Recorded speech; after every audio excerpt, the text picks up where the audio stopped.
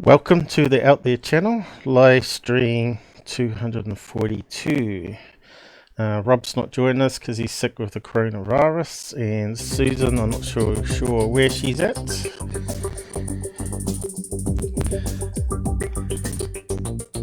But we'll see how it goes. We've got 3 lines, open lines, so you can call in and talk about UFO stuff.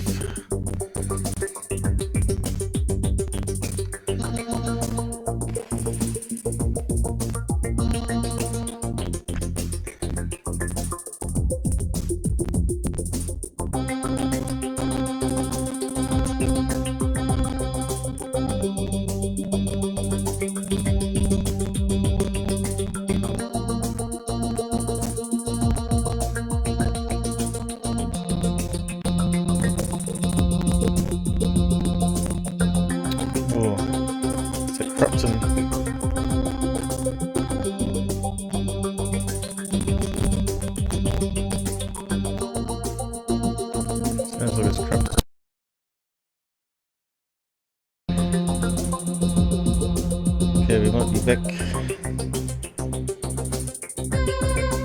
This is where we do the pre-checks.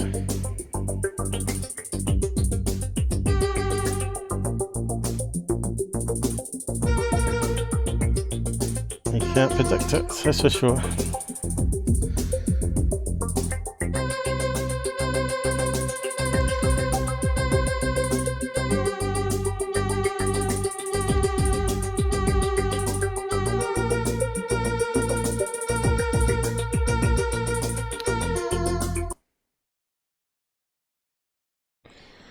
Right.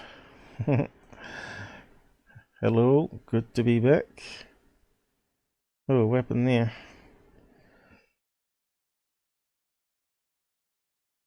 Looks like it was in a window there. Oh, did I have that on? Did I stuff up?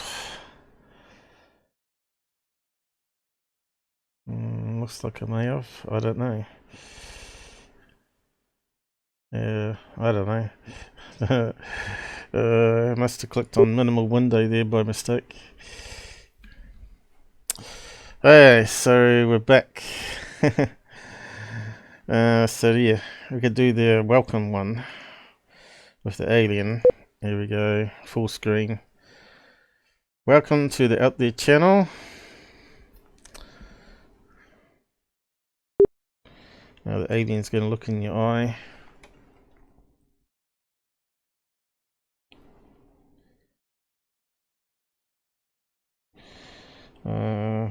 For the newcomers, we've only had about 13 people watching lately, or visiting. 3 watching constantly. Not sure what's going on since the corona, but people are doing other things, obviously. Live stream 42. I was expecting Susan to be on voice. So we got open lines, and I'll post information in a minute, and UFO topic. So yeah, plenty of people keep telling me stories in comments. This is your opportunity to talk about it on voice. Where are you alien chickens? The men in black won't get you. They're only after me. Oh yeah, because I'm the one that's destroying their disinformation out there. So how's the audio sounding? Made some crackling noise here, so I reset it halfway through. Testing. Sounds alright this end at the moment. So Susan, where are you? It sounded fine to you, but it sounded terrible to me, so I had to reset the mixer just in case. Hello, Vincent. So I'll just put up the phone number if you want to call in. Should be on the screen at the top now. So you join a conference call But if no one calls in, we got some things we can look at meantime. So this would be easygoing evening, USA.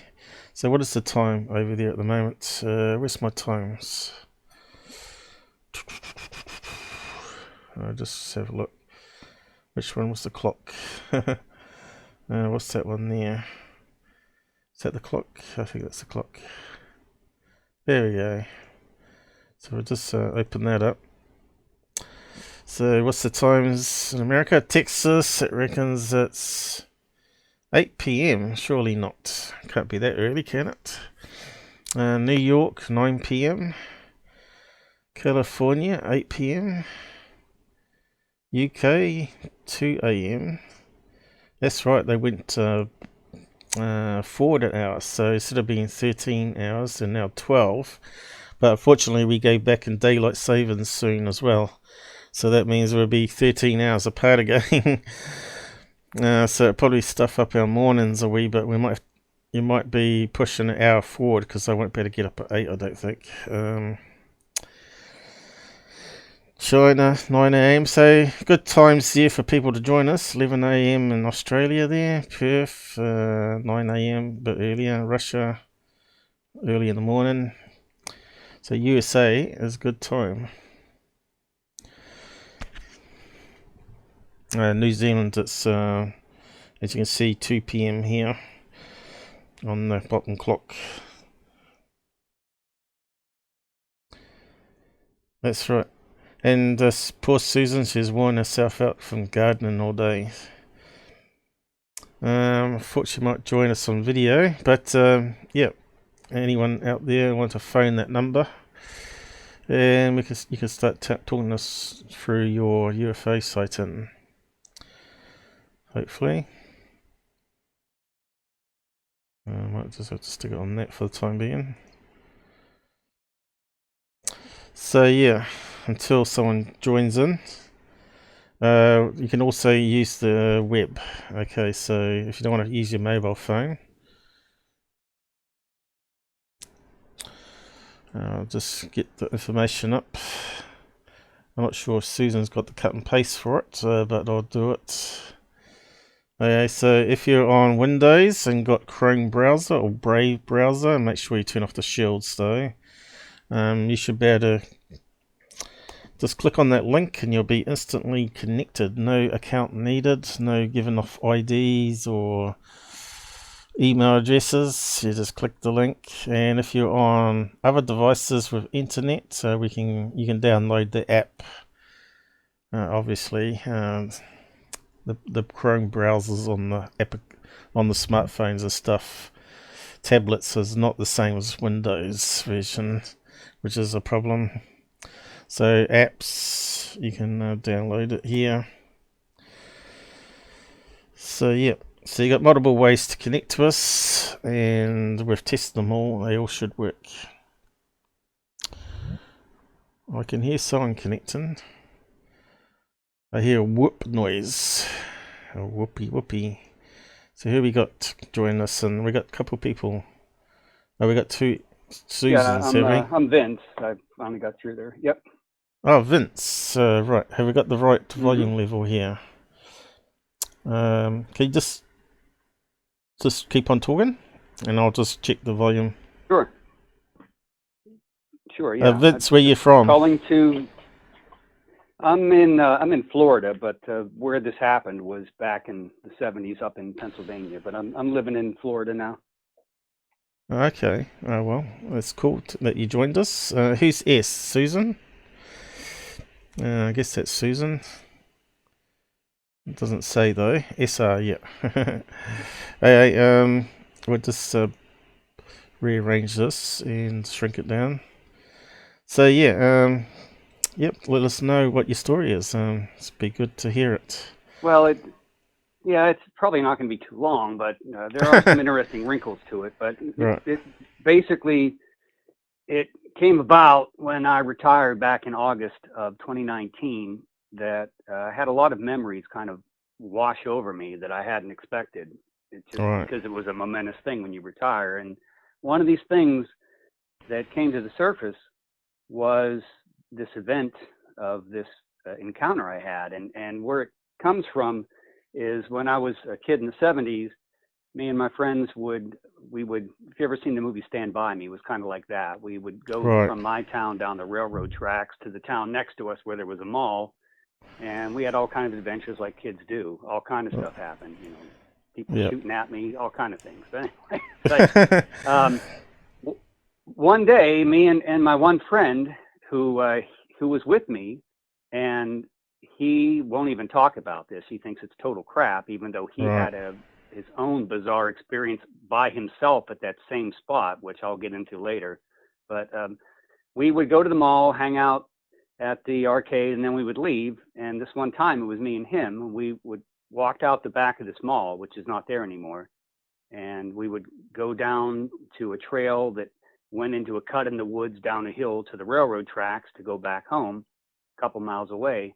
And when we walked out the back one day, there was a pill-shaped craft that was hovering silently above the tree line up where we would go to go down.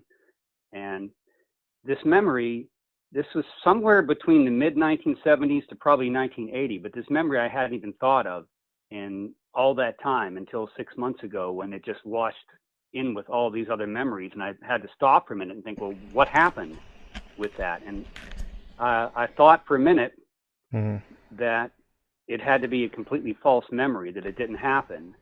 And just by chance, I went and Googled Greengate Mall UFO just for my own peace of mind. And I found that there was an article that 7 years, approximately probably 5 to 7 years after my incident there, 3 off-duty cops saw the exact same thing at the exact same location. And that's what put me at a pause, like, well, maybe there's more to this than it, because I'm certain I saw what I saw that day. And I remember running up to this thing, my friend behind me, running up and waving at it. And then I have no memory after that of what happened. The next memory I have is kind of like a fractured, broken memory of being about 50 feet back from that spot, laying in the tall grass, and my friend standing over me and saying, "What are you doing?" When I had no idea. I was apparently had been unconscious. I don't know. But that seemed like that was a whole separate memory from another time. But, you know, I don't know. I really don't know what happened that day, but I know what I saw. And that article, again, you can look it up. If you Google it, it'll say Western Pennsylvania, the Shadowlands is the article. Have you got a link? Saw the exact same thing. Have you got a link to it? You can yeah, I can put it in here. Let me pop it in. Hold on. As long as it's 128 characters. So, actually, you can't. You can post it in. You can post it in the chat window if you're on normal Windows. Okay. Has a chat thing. Yeah, let me see. What do you search? Greengate Mall UFO? Because I put that in. Just Greengate Mall UFO is all you need to do. Greengate Mall UFO. Yeah, I'm not seeing anything pop up yet, but Google Western Pennsylvania. The Shadowlands, is that the one? Reports of a UFO sighting. That's the one with the. Right, that's the one. Right, and it has where these 3 cops had seen it. And so then I thought, well, maybe, you know, I wasn't imagining it that day. Right. And my friend that was with me, he totally thinks it's crazy. But with him, there's a whole separate story, which is kind of funny. That one day he was leaving the mall on his own in the middle of winter. It was he had a brother that worked there, and for whatever reason, I forget why, but he had to just leave and walk back home. And he left in a blizzard, went down that hill, the same hill we went, and onto the tracks. And his story, again, he never lies, was that something started following him, which when we would go down through that cut in the woods, we would often imagine that things were looking at us, but it's probably just overactive imaginations. Yeah. But he saw something follow him one day, which he claims was a Bigfoot, which I think is BS, because I don't believe in that shit. Because could be a Bigfoot. If he saw something, whatever it was, is how we have to reconcile what he saw. But there's no way that something can live. Yeah, there's been witnesses see Bigfoots actually fly. Yeah, but there's been eyewitnesses actually seeing Bigfoots flying UFOs, believe it or not. Well, see, that's what I'm thinking. It's got to be tied together. This has to be tied together because it being a terrestrial thing, there's no way it could live in that small of an area. It had to be something. Had to be something else. Somehow these are connected because he doesn't lie. It could be like followed him, and he. Could be paranormal. It could be paranormal more than alien related, rather than it coming from another another planet. It's coming from another dimension, universe. It could be something alternate. I don't know. I have no idea.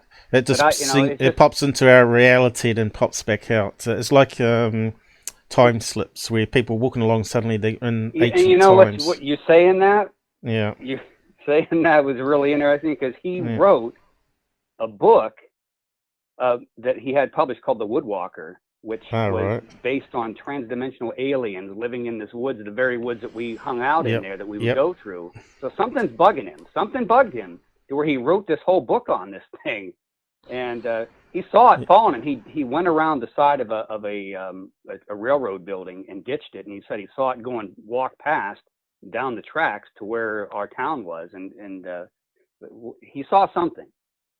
Right. He thinks that my experience where he was there with me didn't happen, and it did happen because I saw it.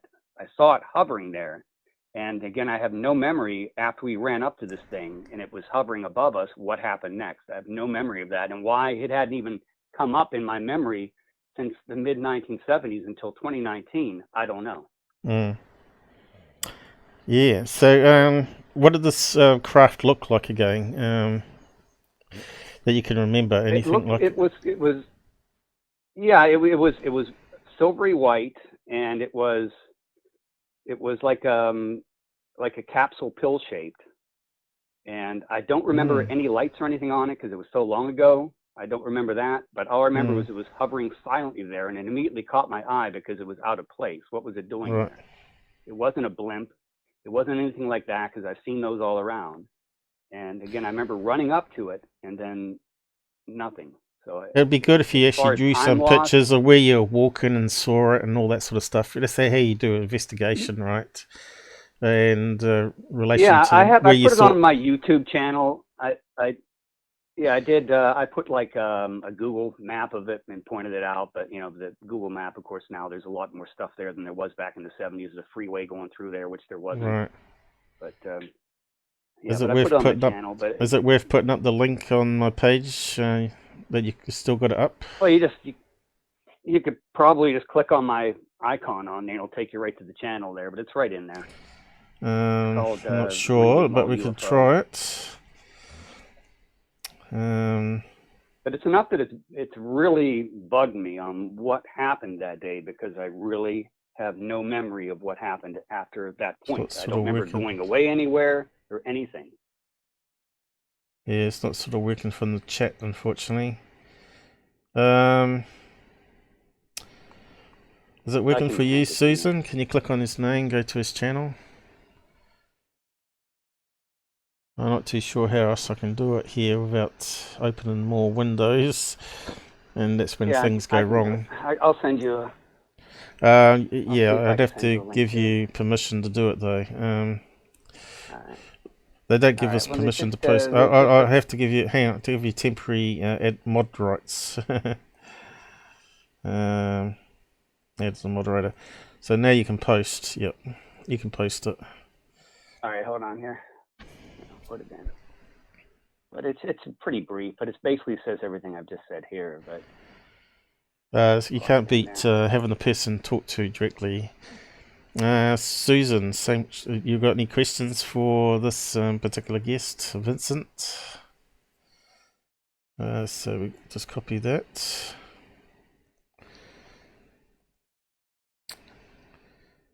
So has anyone else drawn pictures of it or got any photographs of it or anything like that? No, But and like I said, the cop thing, that Shadowlands article with the 3 cops is what really made me stop and think that maybe there was more to this than a false memory, because it just came out of nowhere. Why would you think it was a false memory, though? Why would you think it was a false memory? Well, because it's been Because why hadn't I thought about it since the mid or late 70s? It hadn't even entered my mind, something that bizarre that had not even entered my mind until 6 months ago when it just came out, popped out of nowhere. And then I thought, well, I know I saw this that day. What happened to it? I had not thought about it in probably close to 40 years. So it's strange. Yeah, I think the internet's running a wee bit slow at the moment. Alright, it's finally playing. Hey, we got Homer Simpsons. Right. Okay. This is a strange story that I'm going to tell. That is it loud enough? Let's is either something that happened, which is pretty incredible, or is a false memory. Either or. I'm here, so I'm clicking. I'll just reset something here. Yeah. Let's see if it's working now. I'm not really sure myself.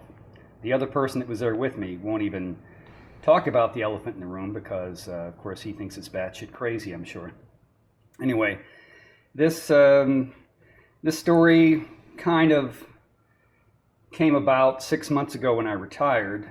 When I retired, I wasn't prepared for all of these past memories to start washing over me, which they did.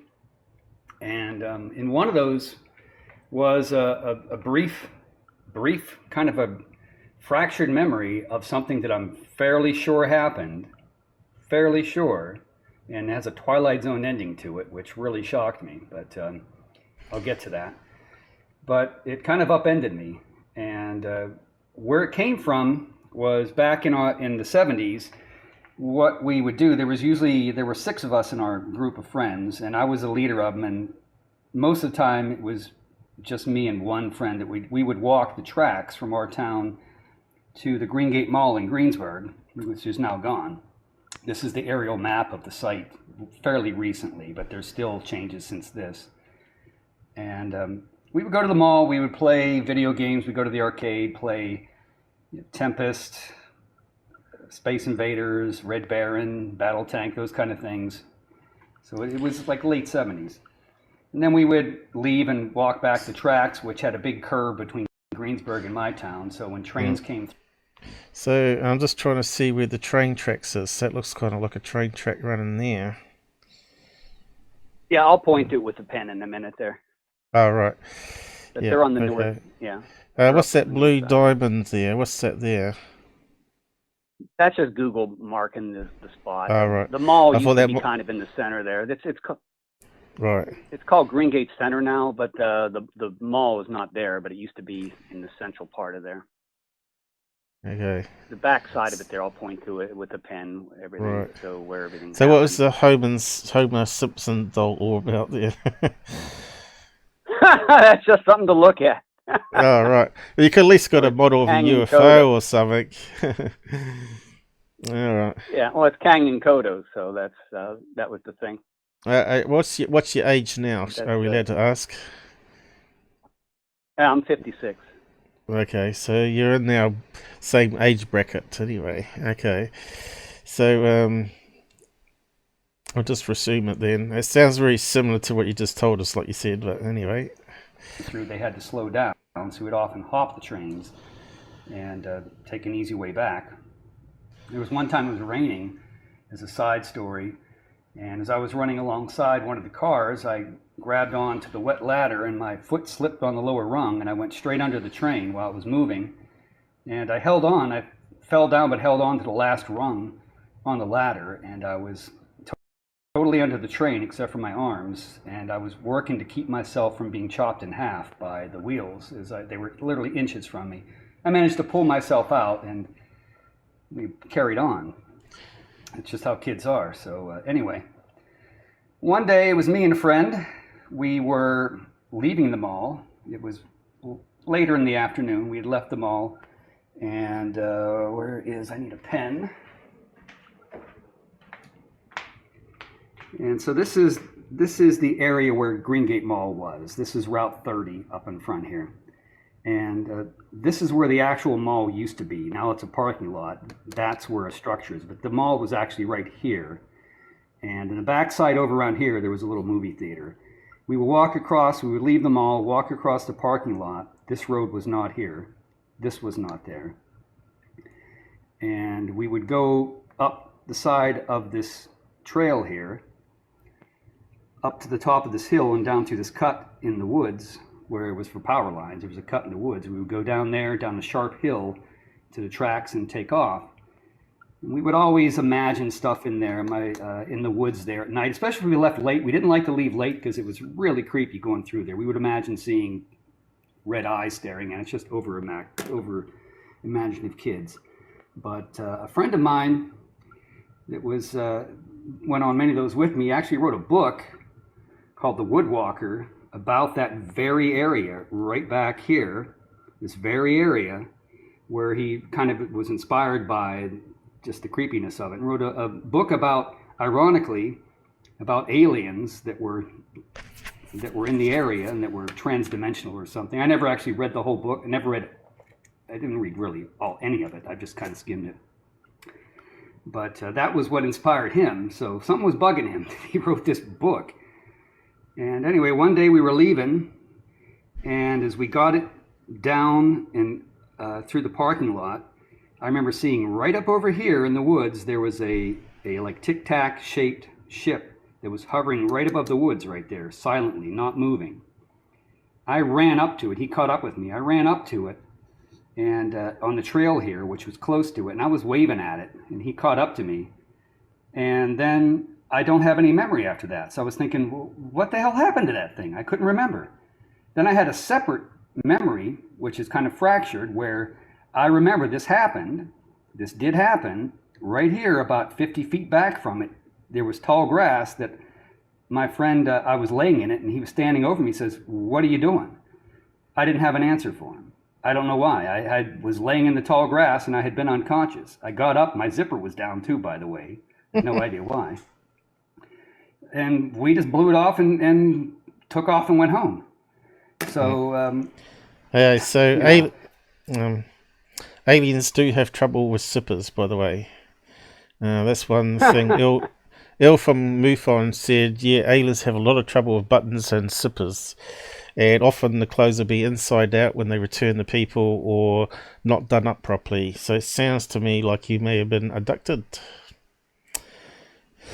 So, very interesting. I really don't know what happened that day. Yeah, I really don't know. I see there's a big... file a MUFON report. Right. Oh, you did? Have you got a case number? So, yeah, I did.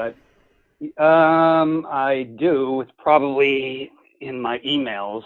If I can find That'd be it good here. to bring up the old case number. So did an investigator come out? Nobody ever talked to me.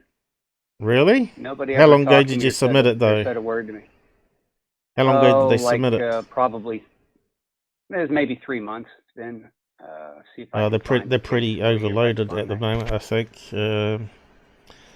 But yeah, I could talk to Earl from MUFON about it.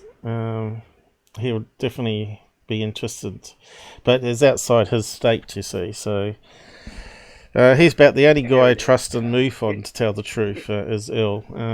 Yeah, I've got the case number on it. It's 105110. Right. Okay. Let me just plug it in. Oh, actually, we'll do it through MUFON Datebase just in case.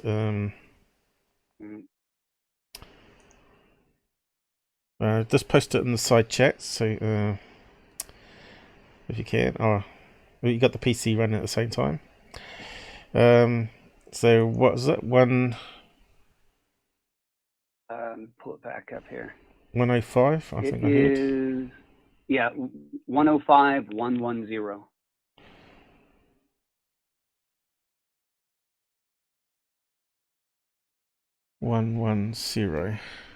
Okay, see if we got it right. I do want to go back there at some point. Yeah. If I can. The thing is, contact me on my. Here we go. We've got something pop up. Submitted on the 20th of the 12th, December 2019. Memory of possible abduction, Greensburg. That is there. Did you submit any drawings? No, you didn't look like you did. I think if you submitted some drawings of what you saw. So yeah, you've written a big description there. But right, and the part at yeah, you know, again, I really don't know what happened that day, but something went on. What it was, I don't know. It definitely sounds like something did go on. 110. Curious too of my friend, whatever he saw that one day when he was on his own, whatever that thing was that was following him. He saw something because he wouldn't make stories up. So I don't know what he saw, but. Well, if it's interdimensional, or there's places on Earth that meant to have these portals. If you follow all the paranormal shows, especially the Dead Files, she's always talking about areas on Earth that should never be lived near or on, because it has portals that open up into another dimension. And of course that allows demons and all sorts of weird creatures from other places to enter into that spot. But I suppose there might be a limitation to how far they can travel. But I think it might be, there may be some truth in it that our universe is a lot weirder than what we think it is. It's not just physical atoms. Where stuff does happen. I've had paranormal experiences with things jumping on the bed and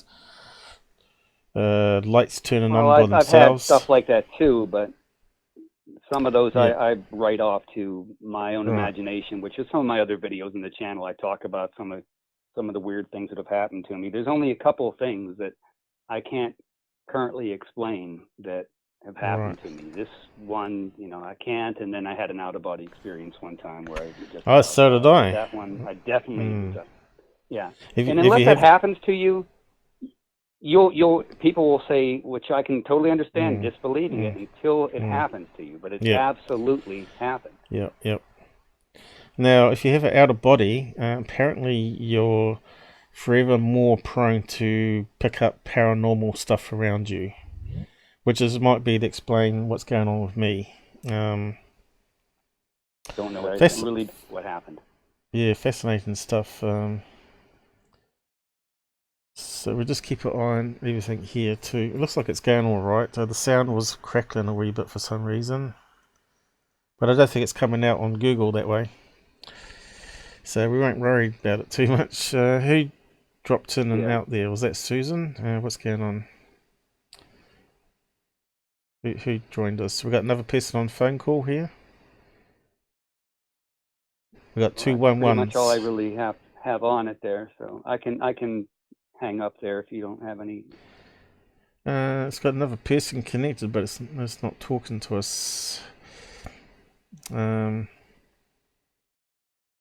it's fine. I think it can have multiple people, but this is the first time we've really tested it with the phone side of things. We know it works with internet, and application perfectly fine, and people can bring their faces and share their screens and images on the tool. So if you're using a Windows laptop there, you could have brought up images and screen snapshots. But well, thanks for bringing that case to us. I'm sure there's a lot more people out there who've had similar experiences, but this won't come out and talk about it. More people that come out, more connections we can see. Maybe we can figure out what it's all about. But I'm pretty sure the government knows what's going on. I'm not too worried about what people think anymore at my age, but half my family, they'll laugh right in my face, but other ones, they listen, because it's not anything I've made up. I have not made it up. I have no. I believe you. Yeah. Yeah. But anyway, that's kind of it. Yeah, because when you have your own experience, right? You can understand, relate to other people. Until stuff happens to you, right? Yeah, you don't like the out-of-body experience I had. Until it happens to you, I can completely understand you saying, know that's BS until it happens to you. That's right. It happened to me before we had internet, and before we even had information like we can't Google up stuff now. So at the time, I sort of forgot about it when it happened, but it was pretty awesome when it happened. You're floating above your body, and you can actually feel the ceiling, and you can turn around. Yeah. Right. Exactly. I'll tell you, because I remember every incident. This was like 35 years ago, but every incident of it. And I was sitting on my bed, and I was abusing something, which I don't want to get into details on, but that's what caused it. And I could hear my heart slowing down very loudly until it stopped. And then I had a real loud sound in my head, almost like those old 1950s sci-fi computer sounds. It sounded like circuits all going. Yeah. It got real loud until the next thing I knew, I was out of my body, floating up to the corner of the room, looking down. There was never any fear, and I was floating up to the corner, and I could feel myself pushing up against the corner, and it got to a point where I thought, this is all pretty interesting, but I've got to make a decision. Do I try to get back, or do I move on? And I focused really hard on trying to take a breath, and the next thing I knew, I was back in my body again. So the whole experience was that brief, maybe under a minute. Right. So I've actually put my story of out of body and other things into an episode here. A couple of years old now, but it's well worth checking out. Plus, my paranormal stories I told first of all with Earl from MUFON here. And he told me some of his stories, which is quite interesting when people start opening up. So here was the first time. I think there's science behind it. There's definitely science behind it. It's just a matter of we don't know how to explain it yet. Definitely science behind it. What it's all about, we're still trying to figure out. But I don't think it's all good. If it hadn't happened to me, I would not have believed it. I would not have believed it unless it had happened to me personally. I don't think it's all space brothers. I think some of it's actually quite evil. Medicine out to do harm. But I don't know. Whether it's your dead relatives and that, I think we're all energy, and eventually everything goes into this dimension, maybe. And where it goes, I don't know, but definitely it does travel. It definitely does travel. Yeah, which allows you to travel anywhere in the universe. Yeah. I did an episode about how do we travel in the universe, which was talking about that energy level. It's fascinating. Using the suns of all things. The suns are not just energy givers, but also. Let's see, I did another update on that one here, talking about how the universe could be actually a sphere rather than endlessly expanding in all directions. It could be actually like a sphere, and the other universes could be other spheres that are sort of bouncing and hitting our universe, and that's where we get to the break off of the entities coming to our world, because we're sort of merging together. So yeah, I did that one there. Yeah, and I've actually seen stories on TV with that, talking about the multiverse possibilities of the universes touching, and that's what creates these. But I was something I saw one time. It's like, it's a wee bit different. Our entire universe is all. What's that? Mine's a wee bit different because I tied in Tesla's theories into this, his research. So yeah. I know there's a wee bit of time lag there, so I wasn't meaning to talk over you. Yep, just carry on. Yeah, it's all right. Well, I'm just saying there was one show I'd seen one time, and they talked about how that they can't explain that our entire universe is kind of moving in a direction, that some kind of gravity that we can't explain is moving it. So they don't know where is that coming from. Yeah, I'll sort of go over that. Into the other universes that can interact or whatever, and it's who knows. I don't know. Yeah, Tesla had a theory that from his experiments that there was a electricity that's not electron flow, He called it radiant energy, and he said it's what drives the universe. And atoms are absorbing it all the time and also releasing it. So it's sort of like recycling.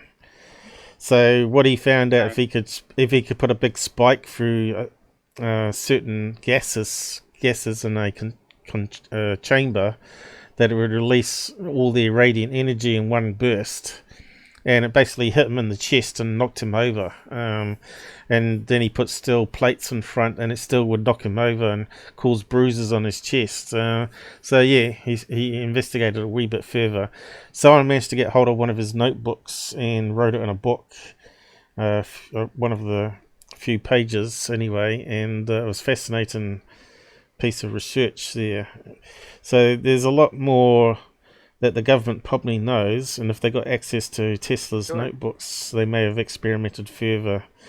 But yeah, this radiant energy is definitely on a dimension which is possible where these things are coming from or traveling through. They may be from other parts of the universe and just using this energy level to transverse the universe instantly, like a Stargate. But I did a episode here called How We Travel in the Universe. It was probably one of my earliest videos ever, actually, which I posted on the side. Where was it now? This one here. Which one is it? Episode 10. So it's a very early episode with a $2 microphone. But I was talking about here the theory that the suns all have solar systems, as they found out now. That they reckon all suns have solar systems, and some have binary suns and all that sort of stuff. But one of the theories is if you can enter into the core of the sun, it goes into this energy level and allows you then to hop between suns and other parts of the universe, which is quite a bit like Stargate in a way, but made naturally. Right. Which we can't prove that. The only way we'd have to do is develop a ship that's able to go into the sun, see what's in there. Because no one knows. One thing I did. There was one thing I'd seen where there was a UFO show where they showed one of those pill ones in the sky, and it's like instantaneously moved from spot to spot. And I just said to the TV exactly, and I don't know why I said that, because I'd never seen anything do that before.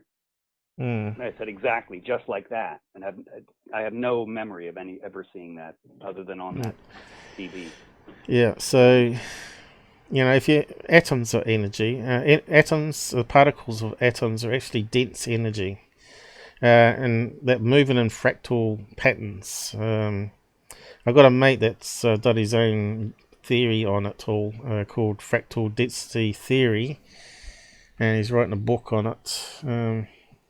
Quite deep thinking, out the box stuff, but the key thing here is that Big Bang doesn't fit into it, and modern science, space-time doesn't fit into all this new concepts at all, and in fact it proves that those theories are all wrong. As you know, they've been trying to prove dark energy, dark matter, and all that sort of stuff for God knows how long. Quite a while. And also gravity waves, which Bob Lazar said the UFO use, has also been debunked, which debunks him, because you got the LIGO that really ever detects hardly any gravity waves, and those detections could be false positives, right? So because it's meant to measure the movement of a neutron. That's how fine the laser beam is. But yeah, you know how the Earth moves and has earthquakes and tremors and trucks driving by. They have to sort of negate all that to be able to detect these very weak gravitational waves. I call it BS. I reckon this experiment doesn't work. But it also proves Bob Lazar's wrong. If UFOs were using gravitation waves, emitting it, and they're flying around the Earth all different directions, LIGO would be detecting it like crazy. It'd be like one of those ghost shows where the LED lights keep going up all the time. So it disproves Bob Lazar's story there. Or if Largai doesn't work, that proves that gravitational waves don't actually exist because we can't detect them. So it sort of writes off his UFO using gravitational waves just on science alone. So yeah, I call BS on his story. But Right. you know, we know he probably worked there, right? So yeah, if anyone else has got stories out there, like to join in and ask questions to Vincent. Similar experiences of seeing a UFO just hovering. You're probably now, let's see, at least the third person I've heard about a UFO hovering over a forest and seen it from 300 to 500 feet away. So my first time I was pretty heard... close to it. I couldn't really tell you what the size of it was to guesstimate it, but I was really close to it, whatever it was. Right. Yeah, so again, I have no memory of it moving anywhere beyond being like above me. right. I have no memory of where it's going off anywhere or anything. Right. Yes, the first time I heard about a classic saucer, not a Tic Tac, hovering over a forest was from our German friends, who's now dead. Didn't have any smartphones. It was back in 1993, I think it was. And he was just outside having a cigarette, like most of these people are, and on the balcony, and on a third-story building of his. He built the house and overlooked the pine forest at the village there, and they saw this UFO lift off from the forest, just hover there for a minute. Then it shot off within a few seconds straight vertically upwards at impossible speed until it blinked out in the sky, which was in the evening. Not sure what time it was, but it was obviously after sunset. And yeah, he said they're real. And they called the wife to have a look at it. This was close to it. Yeah, the wife got to see it before it took off too, which is quite good. So he had a witness, but they didn't get it on video, unfortunately. All the best ones never get video like that. Right. And of course, we got some other members' stories similar to that, where they saw a UFO hovering over a block of houses. A guy from Ireland, you probably can find his story in our playlist there. Got members' stories. If you go and have a look at the playlist, keep talking about it. Yeah, my nephew says that I should go under hypnosis to see if I can sort this out. But yeah, well, hopefully MUFON gets in contact with you, and maybe they put you in contact with ERT, which is what Il from MUFON's part of. But we could pass on your case number to him. But you probably have to go and see him in California. Do a day trip over there, or a weekend trip. Yes, I got member stories here somewhere. Where is it now? I got my stories, experiences, and members. Here we go. So if you're new to the channel, go and check them out. There's some interesting stories. Yeah. And I guess we'll add your one to the list, you know. After today. I didn't finish off your story, by the way. We'll get back to it. Finish it. I think I had a minute left. But yeah, I got my stories here too. And that's pretty much it. Everything I've said on it. So I'll go ahead and take off here, and then if you guys get in touch with me, I'll be more than happy to discuss it with them. So. Yeah, unfortunately he's on with UFO NN today, I think, or was. So yeah, he wouldn't want to come on my show as well. He'd be tired. Yeah, okay, thanks, Vincent. So yeah, if no one else wants to come on, I'll just carry on doing what I normally do. We'll just finish off your story anyway. I'll go back to it. All right. All right, and I'll go and hang up here. I appreciate your time. What do you make of that? Okay. I had totally written it off as two separate memories, possibly false memories. Soon. But then, for the hell of it, I Googled Greengate Mall and put UFO in quotes just for the hell of it. And there was a story that would have been of an account that would have been about 7 years or so after mine. Mine would have been around 7 to 10 years. Mine would have been around 78, somewhere in that area, between 76 and 79. And there was an account on November 15th of 87 that 3 off-duty police officers saw a pill-shaped Tic Tac ship in that very same spot hovering above the power lines. And there's a whole story about them seeing this thing. If you Google it, you'll see it. It goes on. It was in the paper there, but they have official account of that. So when I saw that story, then I thought, well, now I don't know, because I was going to totally write this off as false memories and overactive imagination. But when I saw an actual account from the very same spot of the same type of craft, I don't know anymore. And again, my friend wrote this book, which he based, again, off of the creepiness of the area. But I don't know. I don't know what to make of that. So did something happen? I don't know. All I remember is after that, we took off and went home. But I mentioned this whole thing to him, and he won't even talk about it. He won't even mention it because I'm sure he thinks it's nuts, and it could very well be. But anyway, that's one of my many, many strange tales. So I'm going to start telling more of these because I don't really give a shit anymore. I'm getting up there in age and I don't know how much longer I've got. And I don't care. If people think it's nuts, possibly it is. I don't know, but I've got a ton of stories and most of them are explainable reasonably, except for a couple. There's one I'll never tell, but there's another one that I'll get to, which is they're all pretty bizarre. But anyway, this is the first one, so I will follow up with some more as time goes on here. Take care. Okay, so we got the number on the screen there if people just want to call in on their mobile phone number. And you just connect by voice, it won't show your picture. It should be free of charge. And you see the quality is pretty good.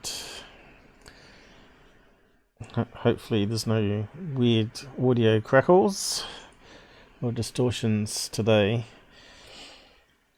but you never know. I see the internet's run a wee bit slow today too. I think because of the lockdown that we got going on. So we got this thing here about the cops seeing his saying UFO, which adds some credibility to it. So let's just read that out and see what it all says there. And Susan's posting some web links if you don't want to call in by phone.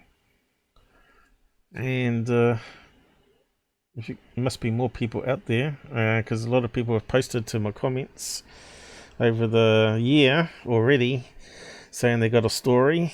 So we'd like to hear it. We won't laugh at it or mock you. But yes, this one's obviously more credible because he's put in a MUFON case number. So if you put in a case number, we'd like to hear about it. Definitely, you know. So we already used up 53 minutes of the day. It's amazing how the time flies when you're talking about UFO stuff. So let's have a read of this thing here while we're waiting for anyone else to call in.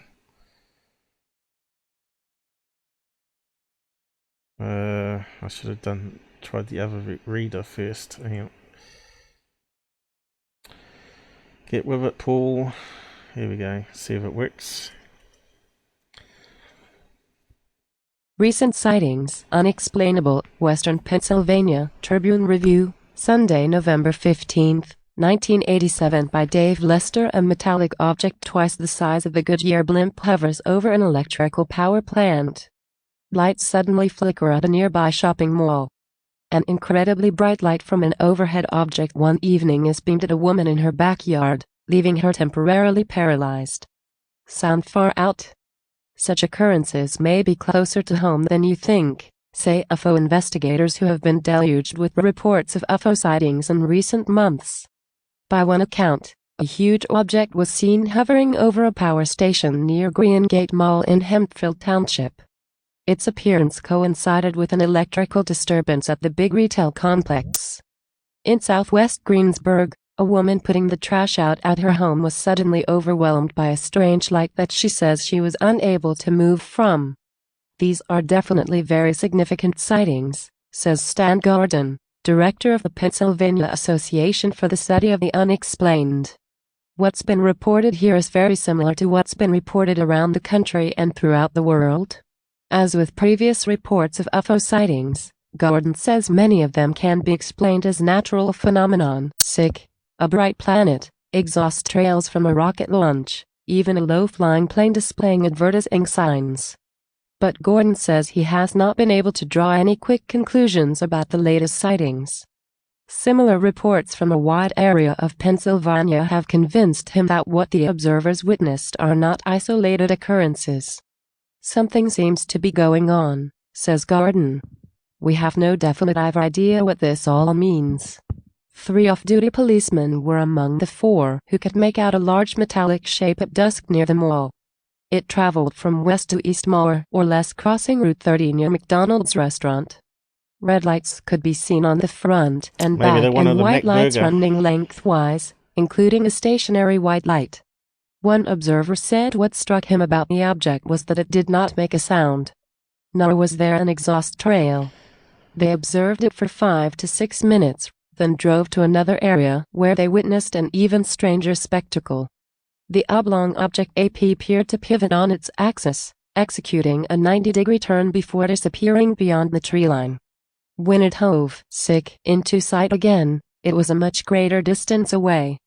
I've never seen anything like that before, said one of the officers. It definitely was not an airplane. The object that reportedly directed a beam of light at a southwest Greensburg woman also was described as noiseless. It was above me and illuminated the whole yard, a huge object, with stationary pulsating lights, the woman said, recalling the incident one night in her backyard. I was so scared I couldn't move. The lights from the platter-like object were arranged in a circular pattern and were pulsating rapidly. Despite the intense light, no noise other than what was perhaps a faint hum emanated from the object. It took off slowly, she said. That's when I screamed for Mom. Aside from the momentary paralysis that the women reported, both she and her... I can hear someone joining us on the phone lines. Who we got there? Who's that? Hello? Or someone's joined us on web. Doesn't have a number there though. That's kind of weird. Let's have a look. Hello, Jitsu. Jitsu. Jitsu. Hello, are you there? Hello? You're not talking to us. We can hear you tapping on the microphone.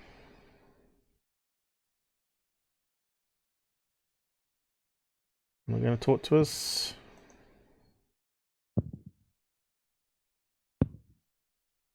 Hello?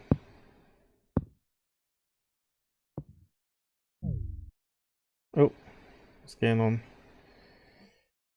It's kind of strange. Yeah. Yeah, I'm not sure who that was. Keep trying if you're trying to connect through to us. You probably haven't enabled your microphone. You got to give permission to your browser to use your microphone. Sounds like we had microphone there though. So I'm not too sure. That's when I screamed for Mom. Aside from the momentary paralysis that the women reported, both she and her mother complained of headaches. The object tilted somewhat as it took off over the treetops slowly in a northeasterly direction and then accelerated. Paju, a Greensburg-based clearinghouse for such reports, saw their number peak in May and June. That was followed by a big wave of reported sightings in July and August. In October, Paju sent directives to federal and state agencies alerting them of the unusual amount of UFO activity. Warm weather months generally bring more sighting reports, which Gordon says can be attributed to a greater number of people staying out of doors for longer periods. But what makes the reports unusual, Gordon says, is the number that cannot be easily explained. He says the objects were first reported being seen here in early August, though not publicized. That was followed by incidents in Virginia, which drew widespread attention. Gordon also described them as high quality. The objects were at low level and clearly visible rather than distant lights in the sky. Even the reports of strange lights have been unusual. While Paju occasionally publicizes some of its reports, their sources are kept confidential. A lot of people are reluctant to talk publicly about it because they're concerned their reputations would suffer. They're afraid of being ridiculed and laughed at, says Gordon. Gordon decided to publicize the two unusual occurrences because they occurred in heavily populated areas and may have been observed by others. We feel that other people did see these things and didn't call, possibly because they didn't know who to call, says Gordon. But Paju delayed the release of information to the media to see if other reports would come in. Reports of similar occurrences in Western Virginia have generated great attention. Gordon has exchanged information with investigators there but again says he can draw no conclusions at this point. I can't say it's the same thing, but a number of the reports from there seem to be very similar in description, says Gordon. The Pennsylvania Association for the Study of the Unexplained is a volunteer, statewide scientific organization for the investigation of UFO sightings and other phenomenon, SIC. Its members are for the most part drawn from scientific, engineering, and other technical fields. Okay, what's SIC mean again? What's that abbreviation for?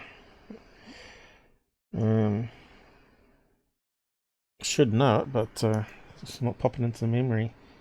SIC meaning... Sick. Used in brackets after a copied or quoted word. It appears odd or erroneous to show that the word is quoted exactly as it stands in original.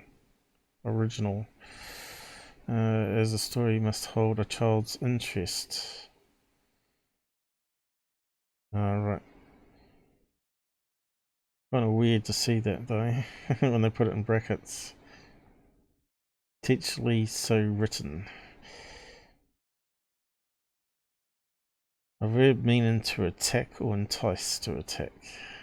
Well, that's different. Stands for spelling. Let's have a look at that one.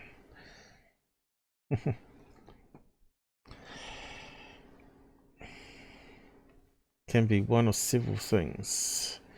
Adverb denoting that something is quoted as is. Okay, that's probably what it is. A Scottish word with the same meaning as such. A verb meaning to attack or entice to attack. Sick is the funny word. Blah blah blah. Okay, I think that means exact quote. Cool. So I don't know if we got any other. Let's see if we can find it. Greenmore. Find it on the map.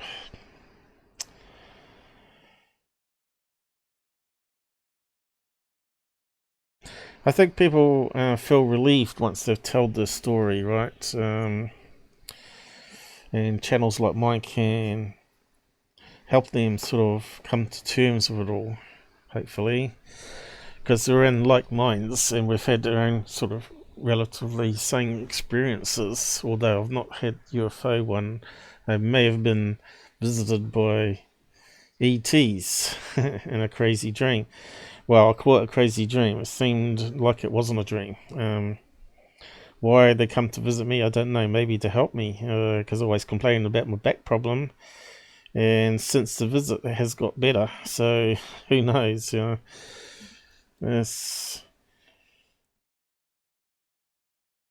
Maybe they like me cleaning up the nonsense on the web for them.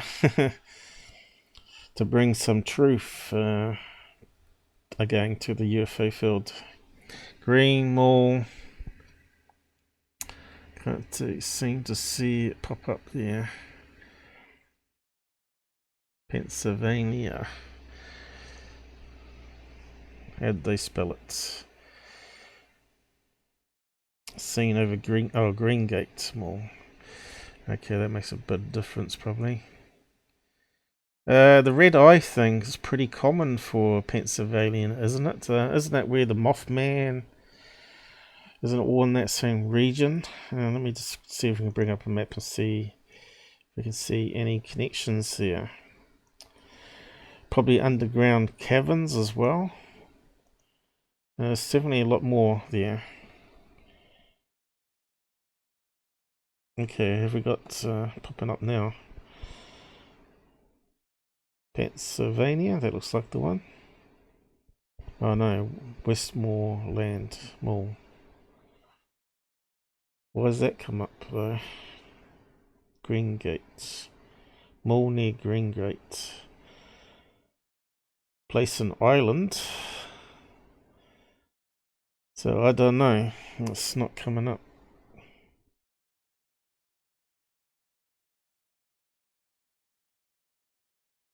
PA. I know he did have a map on his Google. Come on, Paul, get the right.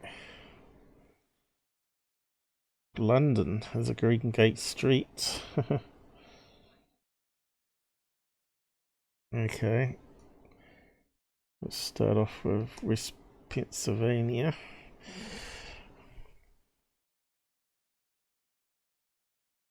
Yeah. So we're talking about up the top there. West Virginia and West Kentucky. It's there too, isn't it? West Virginia, where the Mothman was, wasn't it? And you got Kentucky down here, which is also a connection to the goblins. And it's up near the lakes.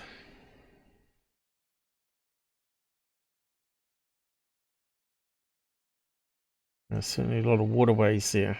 Of course, water often, if it's traveling over limestone areas, can generate fields of electricity, apparently, that the paranormal use.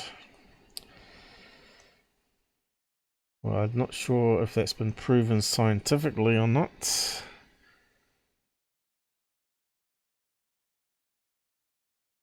Yeah, so I'm not sure I can see Greengate there. I'm not really good on Google Maps for USA.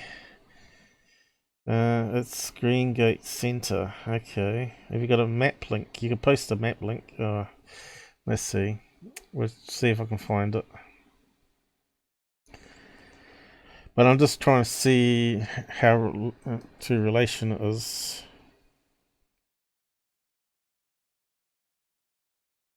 To the other places where we know stuff happens. Greengate Center. We've got two choices here. Let's see where that goes. There we go. So that gives us a good idea now. Looks like the wooded area and a train track, is it? Going across.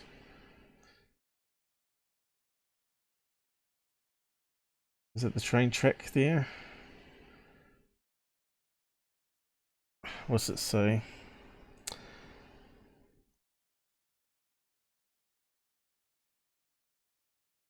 What's that line there? What's that say? Probably overhead satellite probably be better. Yeah, so what has it got? That's a road. And there's that pond. So we're right over the right area. They call it a lake. It's fairly big though. What's a bit man-made there though? Man-made lake.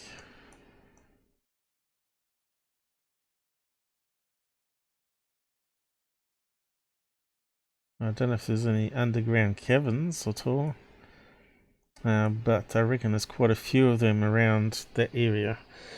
Kentucky, West Virginia.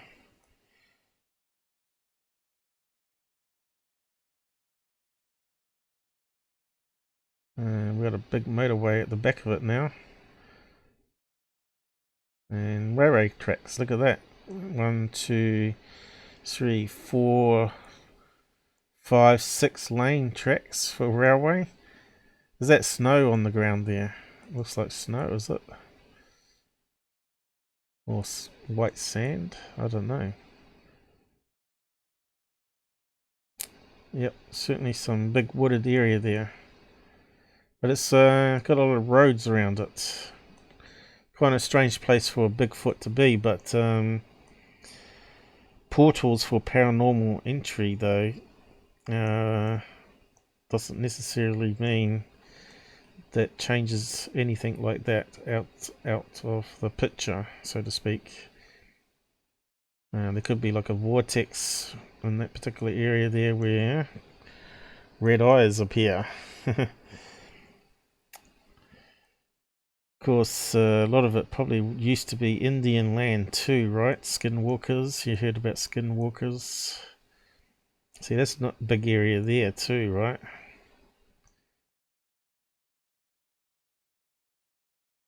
As it gets more built up and whatnot, they'll put a couple of buildings along there, warehouses, that suddenly end up being paranormal occurrences in them. Yes, that's pretty cool. Huh? And there's the big built up area here where people live. So they probably walked along the tracks here, I guess. Follow the tracks along the tree line down to the mall. That was a good story. I'm not sure if we can post a link to it there, can we? It'd be too long, probably. You can see it's pretty long. Normally you can just post that. And you can see it's ridiculously long, and it just takes you to the same map location. About 1,000 characters. There's no way you could post it in the side chat.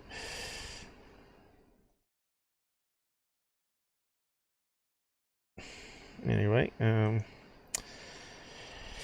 so we read that story out. I don't know if we got any pictures of anyone drawing any pictures. Greengate Centre. Here we go.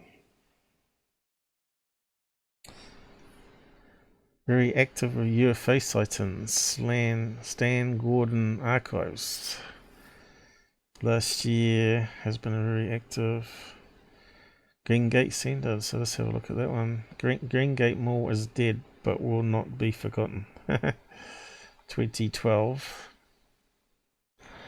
The day UFO stopped play. Now that's gone to UK there. The Bigfoot files. There we go. My friend down the railway tracks behind Greengate Mall. It sounds like the same story, doesn't it? Let's just open that one. Oh, right, it's his book, is it? 22-year-old Philip.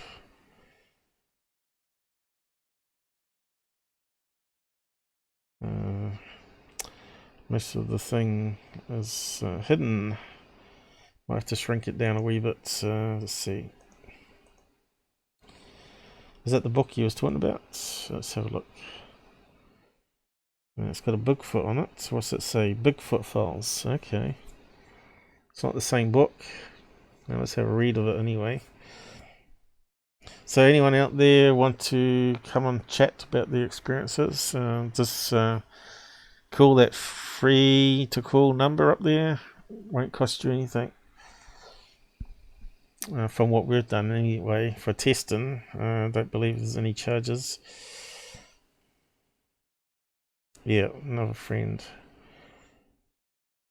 I was born on the Mon River.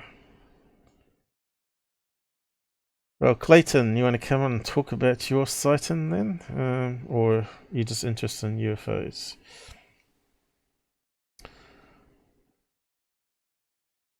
So what's this one here? I don't know if we can get the readout. Probably not. I was walking with my friend down the railway tracks behind Greengate Mall, just off Bar Road, at approximately 1:30 p.m. We heard some noise coming from the bushes. Just then, this creature crossed the railway tracks about 50 yards in from us. He looked like a big gorilla with long hair on his head and having long arms. There was a rotten smell that accompanied it. So it doesn't sound like your friend, because you didn't mention about seeing a Bigfoot yourself. He didn't make any advance towards us at all. Mulaney stated. So there you go, you got other people that's backing up these claims now, if that's the case. Okay, just lurking. So this is someone that's... I'll post a link to this anyway. Maybe you haven't even heard of that one before, I don't know. Bigfoot at Greengate. Ah, it's not going to go, is it? Don't you just hate it? It's way too long, by the looks of it.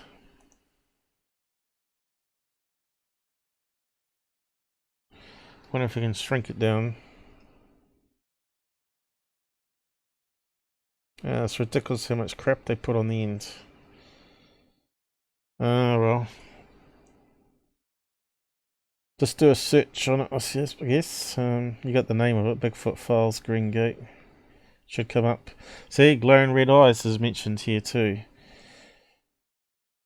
What was it called? The Bigfoot Files.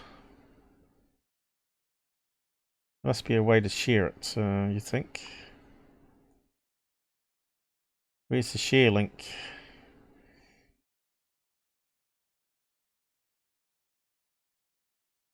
Maybe if I copy that link there about this book.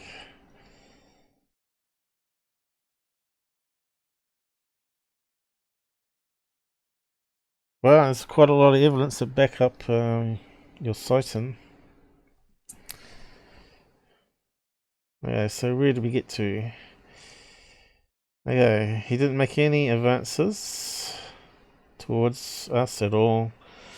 It appeared that he was afraid of us. He was swinging his arms very loosely and was about 8 feet tall, standing upright on 2 feet. That's kind of scary. 8 foot tall person is scary. He also had sort of a hump back. At first I didn't know what it was or what it was going to do. So we just stood there until it had gone out of sight. Until that time I didn't believe in the reports I heard of the creature. Another report told about a woman who had entered the upstairs bedroom of her home and cringed at the foul odor coming from the direction of an open window. Glancing out, she was startled by 2 glowing red eyes. Well, that's going to freak you out, isn't it? Peering in at her from the darkness. Sightings of Bigfoots and UFOs in close proximity to each other continue in Pennsylvania for several years after the nerve-rattling events of the early 1970s. Typically, conventional Bigfoot researchers chose to disregard any talk about UFOs in connection with their great ape. UFO researchers, on the other hand, were less rigid, that's me, in their thinking, and agreed the connection between Bigfoot and UFOs was beginning to shape up into something interesting. It was obvious to anyone with a handle on the data from both fields that were UFO sightings accelerated. There was a proportional increase in reports of tall-haired covered bipeds, not only in Pennsylvania and the Middle West, but across the US as well. Yep, I did an episode,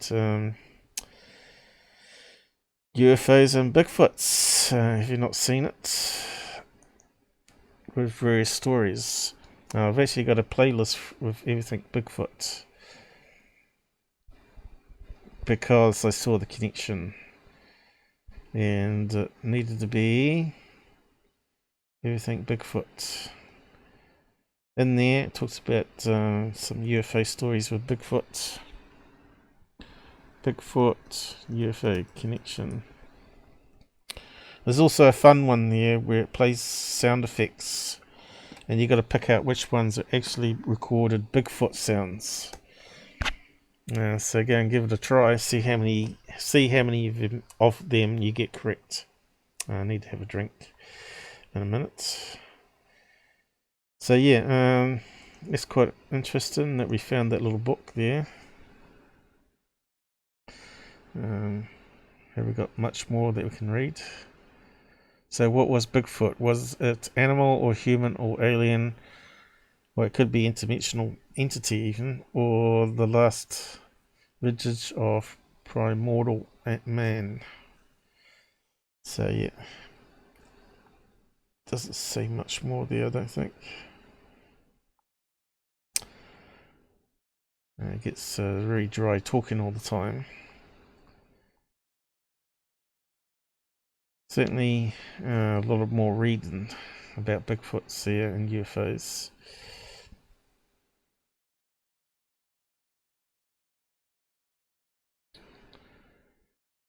Well known to UFO. Let's see.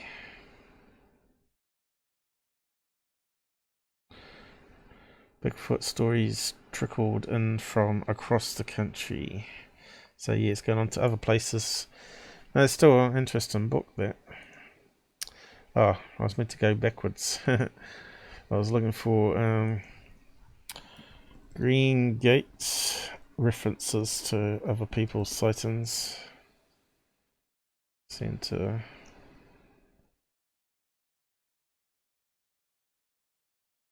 UFO.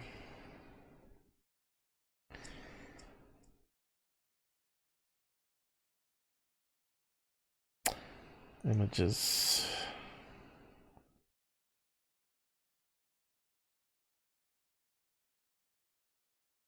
Well, I haven't seen any with Tic Tac. Sometimes you can see an image and then find a story. Greengate Center Mall, maybe. EA.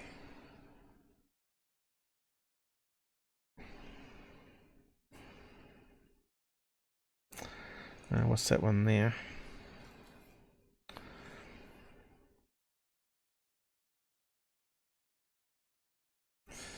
Too old school? What do you mean? It has to be connected. What are you saying you're too old school? What do you mean? What do you mean by that? No such thing as being too old until your bones don't work anymore. Our backs hurt. I think of myself as 25-year-old in an old body now. Let's see, Stan Gordon. He seems to ring a bell, that guy. Where have I seen him? Was he the one doing free energy stuff as well? Seems to ring a bell. Got a radio from his parents.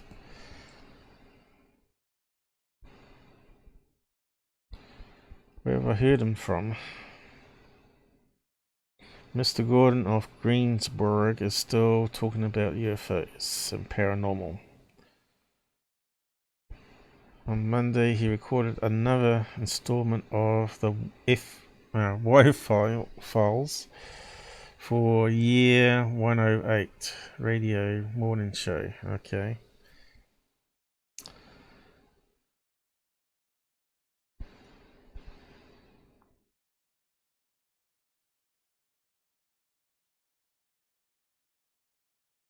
Of course, what you can do is also you can search the database for that location, see if anyone else has put submitted cases.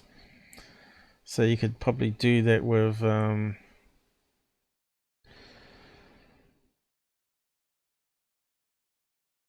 let's see, National UFO Reporting. So you can go by state and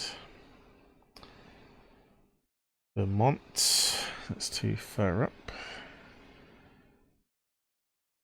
Pennsylvania, 3,155 in total, going over the years. So now you could probably do a Control F and search for Greengate.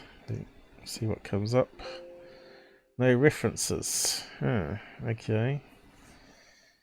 I wonder if MUFON's the same. We should at least have one. We know there should be one there. Let's see. Mall.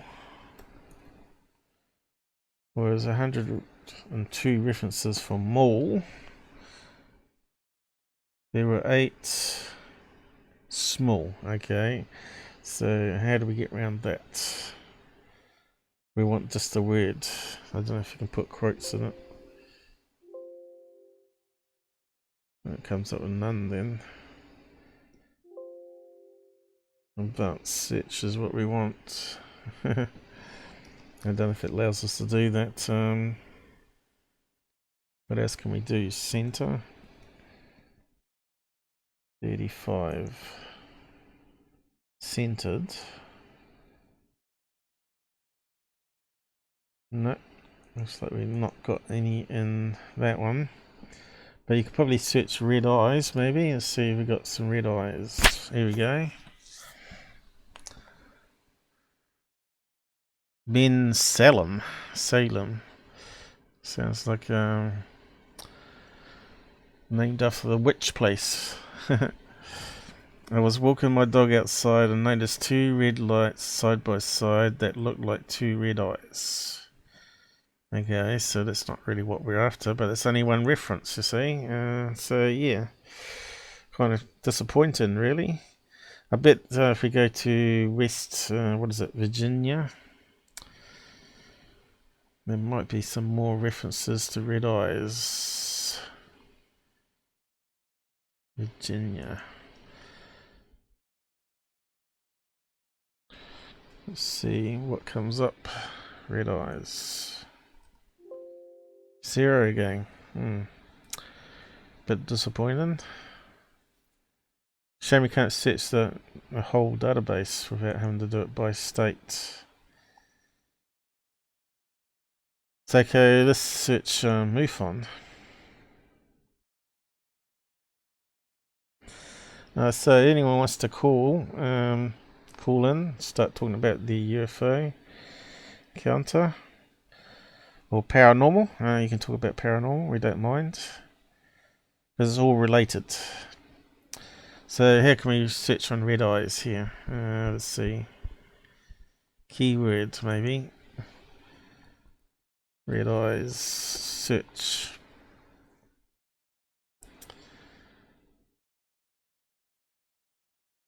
Is it doing something? There, we got some red eyes. And the font's very small. So what do we got? I witnessed a flying craft over my house full of lights. So where's the red eyes?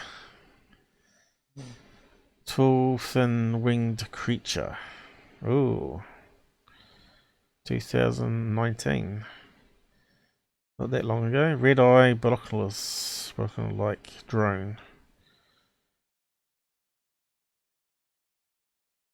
Eye shine. So where's the red eyes and those ones? Unless it's in the description, I guess. Oh, here we go. Large backlight entity with large glowing red eyes was hanging on the window. Yeah. That's a PA. Jamestown. Sounds a bit like the Mothman again, huh? We'll keep going down. Look like a triangle. The arms held onto limbs of the tree. The head structure had an open mouth. Branches were pulled. So that sounds like similar to that one we just heard up the top here. A reptile human. I don't know whether to call it. Maybe a bubble silhouette. So that kind of sounds interdimensional there, doesn't it? So already you come across 3 cases that sound really similar. Giant Lucchini standing on 2 feet. What is that word? Is that a sausage? What's that mean? Who we got joining us? We got someone joining us? Or we got someone... some error popping up. My microphone is crackling. It shouldn't be. Is the audio sounding alright there, guys? I haven't checked it for a while. Testing. Sounds alright this end.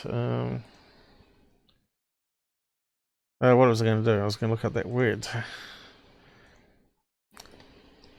Lucina.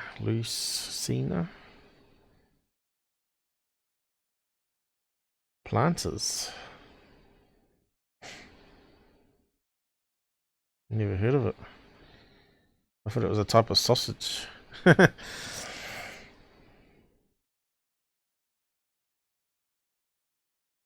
Self-watering planters. Have we got a picture of it?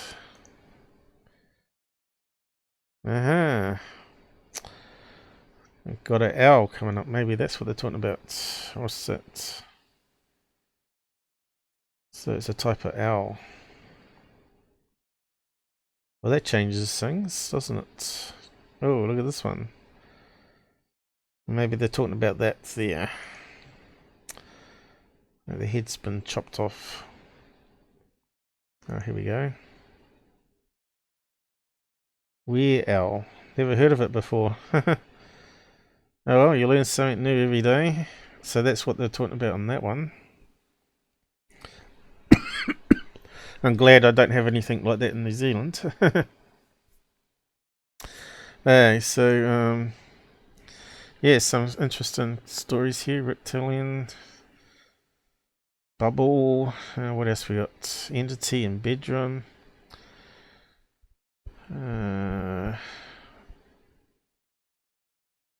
UFOs. Helicopter. Glowing red orange. What's that got to do with eyes though? I think it might be putting up words with red as well. By the looks of it. So it's not sort of shrunk it down good enough.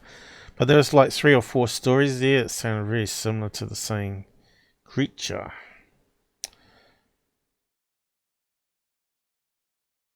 So what locations were they? PA? What's that one? The aliens want to kill me. Not Space Brothers then. Kill everyone. Their plan is for a new world order. When was that posted? 2017. California. And then we got this one here with the owl werewolf. Standing on 2 feet. Chicago.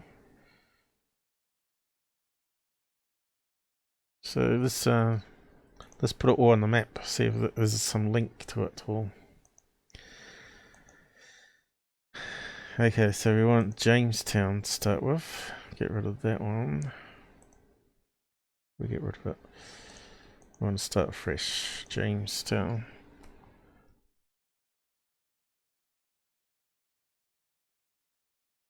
Oh, they got one in West Virginia, is it? Virginia. New York. In 3 different locations there. Okay. And what was the next one? What did it say it was? Chicago.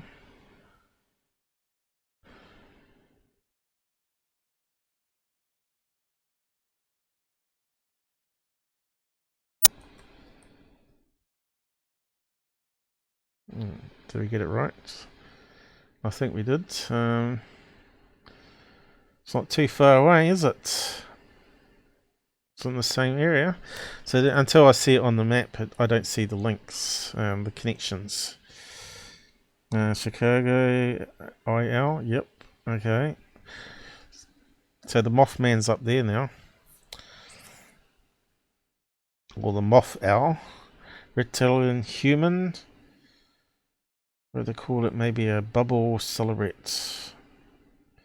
Homeward AL. What's that stand for? Homeward. Let's type that one in.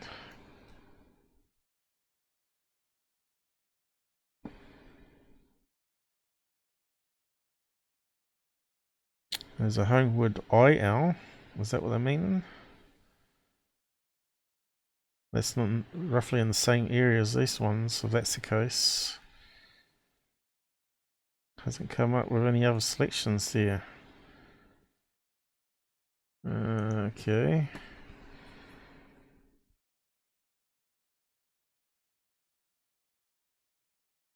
AL, could that be a misprint there? Could that be, I don't want to lose my spot though. Let's see if that works. Is it AL? What's AL stand for? It's not opening up. I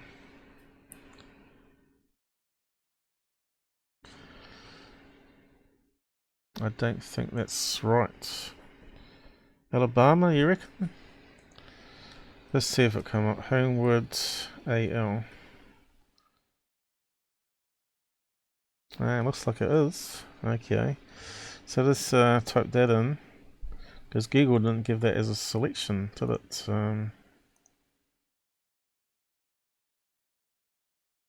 Where is it? Oh, weird. Damn.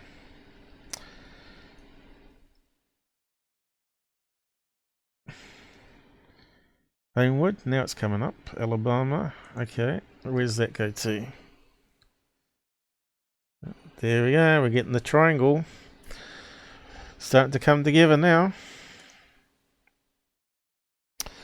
Thanks for helping out there, Vincent. Certainly interesting. See, this is what your story's done. You know, it's sent us into other directions of investigation. Fireball. Reptile human, that's where we got to. The arms held onto the limbs of the tree structure, open mouth, then released. That's in NC. I'd like to open that one up though.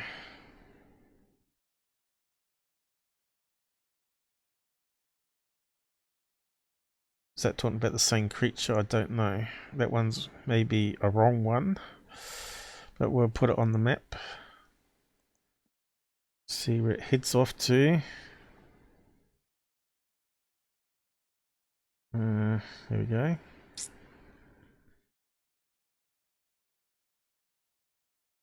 Oh no. It's all in the same area. There you go. We're starting to see your connections now. Okay. What else we got? Entity and bedroom. Now, do we include that one? What's ID? Entity and bedroom. That one's probably not the same thing. It's not saying red eyes, but it might be. Let's just add it to the list. It might be a wrong one.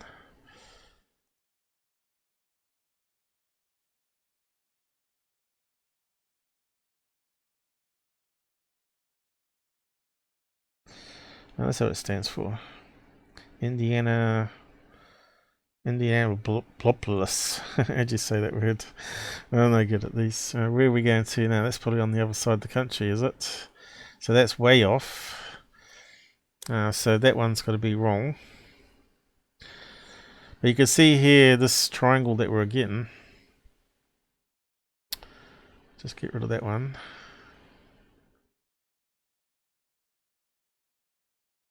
Oh, actually, it's come up wrong here, hasn't it? That's not what we typed in, was it? Silverton. Was it? Or was it the one before? No, it's way over in the wrong place here. Back down. So what happened there? We got the wrong location.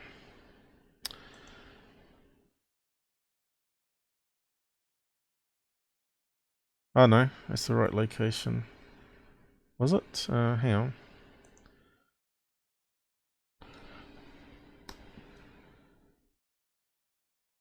Idaho. Is it Idaho or is it the other location?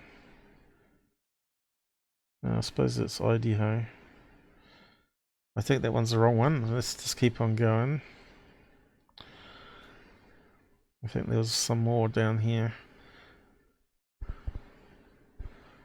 It was abducted by alien small with red.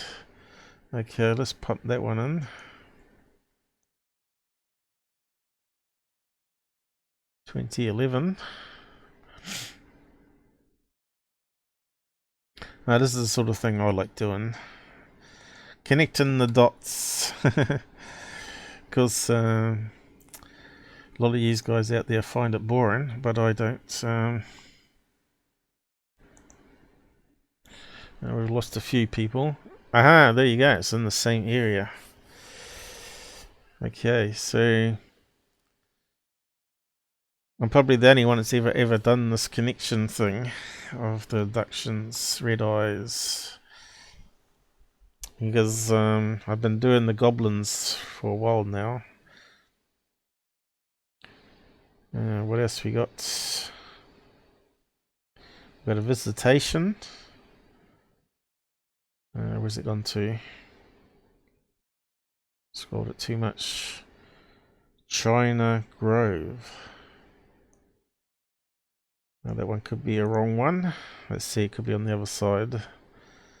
I'm not too sure. Let's have a look. But we've got 1, 2, 3, 4, 5 cases that are all possibly linked to the same creature. Aha, there you go. Still in the triangle. Wasn't Jamestown where the earliest settlers settled and they disappeared? Was it Rock Island or something like that? So it's called. And they have no idea where they went to. Some reckon they joined Indian tribes and they got integrated or died off and got eaten by animals or whatever. Okay, so we've got lots of connections here. This is pretty cool. So now we've got another one down here too, I think. First sighting of a being on ground. Second sighting of massive ship. Oh, that's on California, so that's going on the other side of the country. Private property that boarded Hudson power plant. Shame it doesn't talk more about that. Strange chupacabra. Where's that going to? Copy.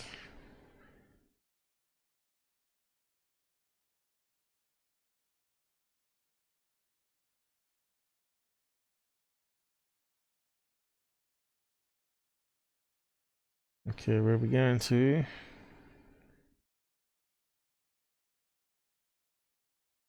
I didn't see it pop up on the map. Is it there on the map? China Grove. It should have gone from here, shouldn't it? Is it up here? Holly. This too. All in the same area again. Oh, we got a connection. We definitely got some connections here. And we got an entity in California. There's a few there from California that seem to be also creating a link. So here is what we're looking at. A very UFO-y, paranormal hotspot. And it cuts right across Kentucky, West Virginia, Red Eyes. So yeah, that's really interesting. And there's a lot of underground caverns there, right? It's showing we haven't got an overlay of all the underground caverns that we know about. We could overlay it on the map.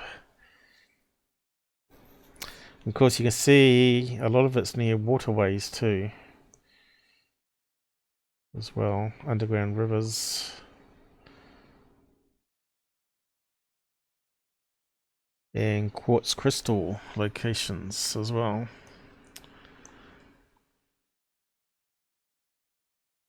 It's not showing up the terrain very well though.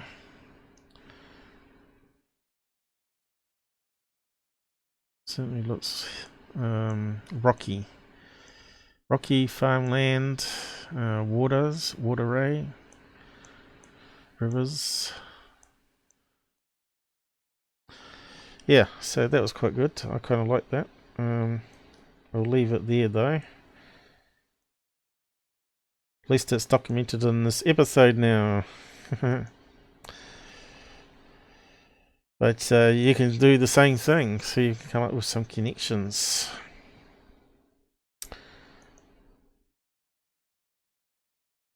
I'll post a link to that center one there, see if we can find anything in that one. We could probably do the same with that one, but we didn't see any red eyes.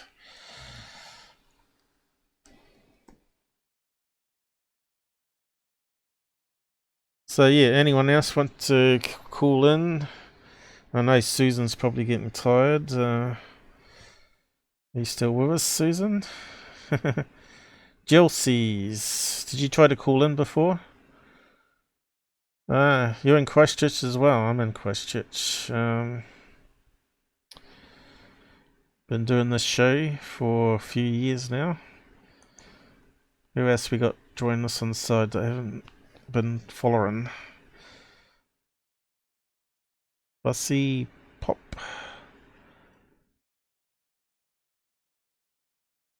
I don't think Robert's been on, has he? He said he might drop by, but he can't stay awake apparently. Anyone else I miss? I don't. Charles? No. Clayton? Okay. Yeah, so you want to come on and talk about any UFO or paranormal stuff you've had in your life? We'll move on from the Greengate stuff now. But yeah, that was a good, interesting research there. And story from Vincent. Stand By Me. Yeah, I was trying to find the movie database for that, but yeah, it's a good movie. It's an oldie now.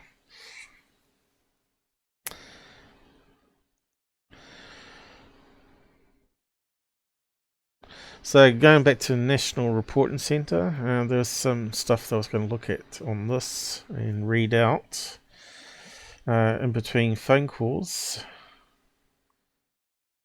and other stuff. So I thought that was quite interesting. Someone's drawn a picture here of a horseshoe. I'm not sure what it's about. So it's got very small writing here. So we'll just read out some of it here. See what it says. Save me struggling.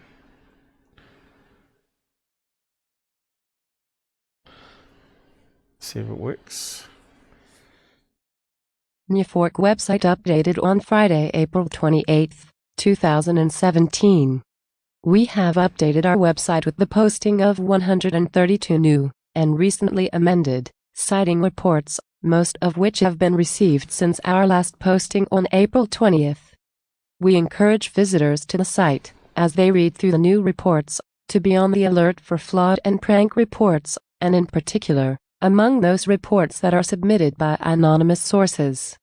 We suspect that those reports from sources who choose not to identify themselves have a higher than average likelihood of being hoaxes, although that clearly is not the case for all such reports, some of which we find to be quite interesting and convincing. Some of the newly posted reports that we found to be of particular interest this week are the following. Churchill, Pittsburgh, Pennsylvania, December 31st, 1979, at 2100 hours. An adult male, who describes himself as an aerospace engineer, was walking to a New Year's party when he looked into the night sky and witnessed a dark, or black, cigar-shaped object. Vance, Oklahoma, Tuesday, April 25, 2017, at 2115 hours. CDT, 2 adult males, both experienced aviation specialists, report having witnessed a strange, triangular craft streak across the night sky, below clouds. The object exhibited no marker lights, which surprised the witnesses, and it covered most of the visible sky in under 10 seconds. The object was silent. Witness report. Ponca City, Oklahoma, Tuesday, April 25, 2017, at 0000 hours. CDT, an adult woman was flying on a commercial jet airliner, looking out her window into the midnight sky, when she suddenly witnessed 2 bizarre-looking objects that appeared to be not too distant from the aircraft she was on. One of the objects was shaped like a horseshoe, yellow in color, and the other looked like a classic disc-shaped saucer. Witness report. Okay, we'll have to go to that. So that's what that's about. And why would it be a horseshoe though? That's kind of weird. Unless it fits inside one another, which is possible. Kind of weird one. We could carry on reading downwards, I suppose. Let's see, witness reports. Let's just see if we can open that up. In a new tab. Yeah, okay. So let's just read out that bit.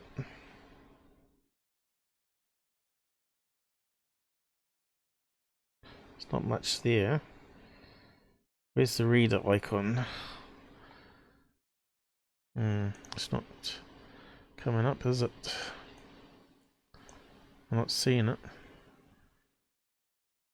I will just do it the old way. Flying on American Airline Flight 299 to Tulsa, saw 2 craft. One a half circle with 2 lights bordering the entire outer edge of shape. Next to it was the typical saucer shape, glowing orange. NUFORC note, witness has submitted a rather detailed illustration, done in watercolor, of the craft she witnessed. PD, addendum from witness, this is a watercolor I tried to make as close to what I saw. It was late, and very dark out. Storms to the southeast direction caused the occasional flash, which is why I put yellow in the sky. We were so high, could not see much of the ground. A bit of wispy clouds below. The half circle with lights was bigger than the saucer nearby. Both were very bright. First one was difficult to see details, except the lights. Second was glowing the orangey yellow pink. I saw this scene for maybe a minute or 2. My niece was asleep, so I said nothing. I do not know if anyone saw it, but I suspect the pilot did because he flipped on the cabin lights and I could no longer see anything outside. And addendum. Interesting. Why did the captain do that? To stop people seeing it? I suppose they don't want to report it themselves because it makes them look crazy. So yeah, yellow. Well, it's good to have some people that see stuff that are actually artists that can actually draw it. So who we got joining us? We've got someone else on the side here. UFO Buster, how's it going? How's your podcast going? You seem to do one quite regularly. I ain't got time to actually drop by lately. I've been so busy. Go and check out his radio podcast, guys. He does swear a lot, though. You can post... actually, we could post a link if you want to. Are you still there, UFO Buster, or have you left us? I'll give you moderator rights so you can post a link there to your latest episode if you want to. That new group, what have we got? Lake Lochner Cryptid. Have you spelled it wrong? Is that how you spell it? It doesn't. Crypt. I thought it was called Cryptid. I'm not sure if you spelled it right there.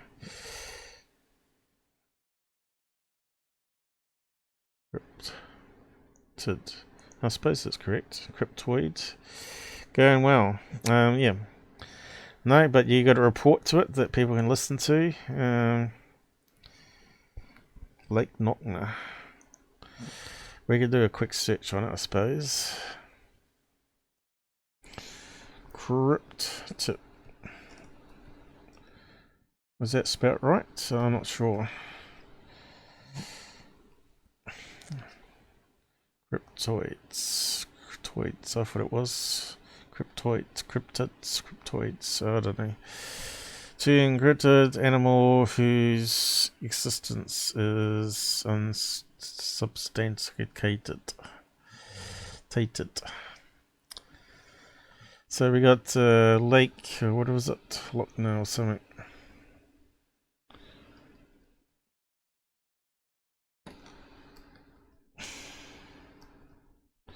I'm trying to type on the side here. I'm sliding off the bed. Doesn't help. Let's get rid of the drink. Let's reposition. Yeah, I'm going to have to adjust the bed again. But anyway, I'll worry about it another day. We'll do what we make do with what we got here. Did I spell it wrong?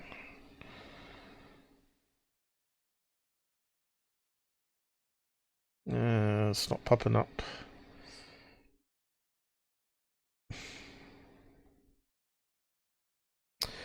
Yeah, you hear about these large eel-type creatures with the teeth, right? Does it have red eyes, though? Because we've just done a connection to red eye cases. Tyler Lochner. You spelled his name wrong. It's Tyler. Well, we got that one for him here. That one there. And I am and I am and I am and I am and I am and I am He's a dump and I am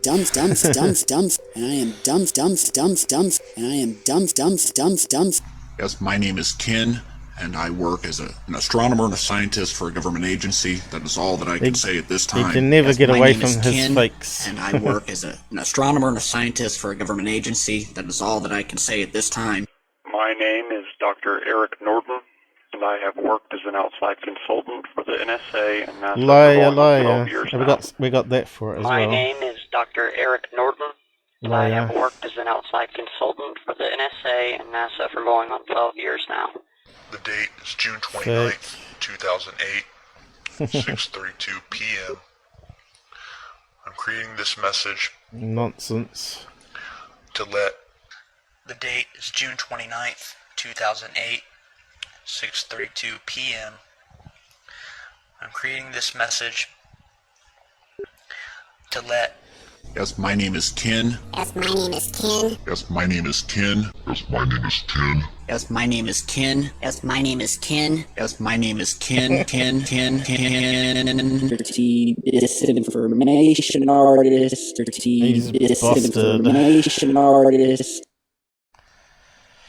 So that one's busted, Tyler Klockner. So you like my little control panel I've made, can pop up things. And I also got Space Invaders, which I showed off last time. I don't think UFO Busters seen my things I can do now with a bit of coding. I got more coming, of course. And we got my Kiwi. Don't be a nana. So we're still waiting for more people to call in and tell the UFO stories. If there's any out there that wants to catch us before we sign off today. So yeah, don't mess with the laser Kiwi because we'll expose you.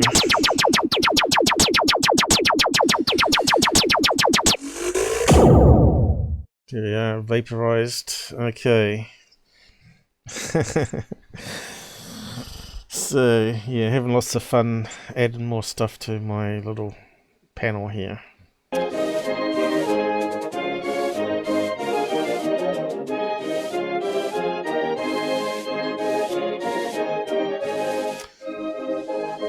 So we've had one death from the coronavirus so far in New Zealand. Yeah, so if you like what we do here, guys, just give us a like and a share. So I'll just stop that. Yeah, I got this one here too. Welcome. As soon as it gets back to us, we got this one here that we can welcome new people to the channel. Looks like it's overridden there. Welcome to the Out There channel. So what's happened to Tyler? Well, apparently he's got court cases next month. They've pushed it on. And won't be till the 4th of April where he goes in for his final pre-trial. You know, there's a lot of BS that happens with the law system, right? Where they're collecting all the witness statements and all that. So when the actual final trial happens, I don't know. It's not listed on the site anymore, on the court case database. So sometime this month we might find out the truth of what actually happened, or whether his wife or girlfriend or whatever you want to call her was part of it all, or is protecting him now, or changed her mind. We'll find out, I guess. And the other offence for driving, why he was, well, whether he was driving, but he was in the car when he got caught, probably sleeping in it, probably. Got caught by the cop where was DUI. He was back in the car a couple of weeks later and got caught, and so he got another fine. So yeah, if that one fails in court as well, he'll have to do the 3 months suspended, 177 days at least. So he might still have more jail time. I suppose he's not worried about the internet because he's more worried about staying out of jail. So I'm not sure what's happening apart from what's on the court database. I did see your tutorial the other day about the one video platform Minicam. Yep, oh, cool. That's what I did, and I just played the end result there from the intro I made on it. I also got the one with the sound effects here.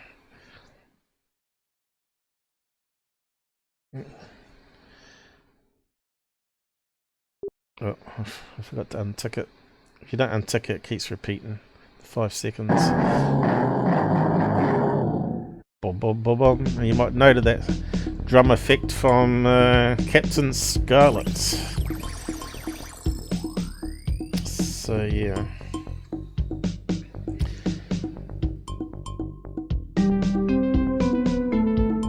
Anyway.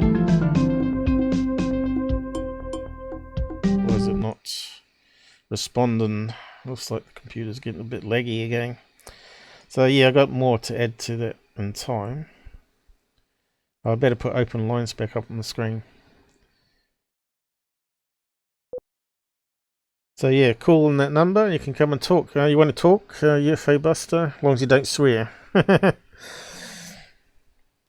So what UFO sightings have you had?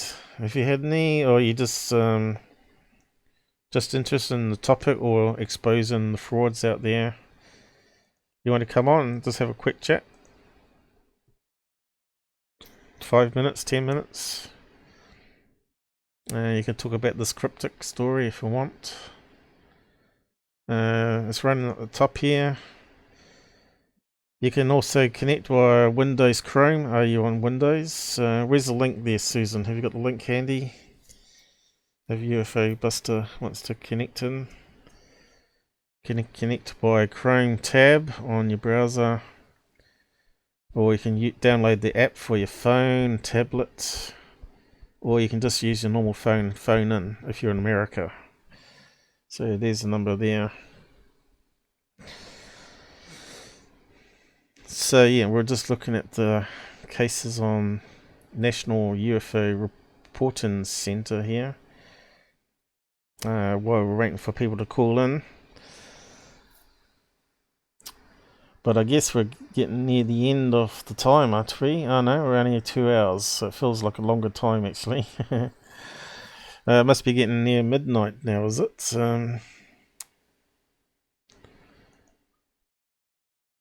Where's the clock? What's the time?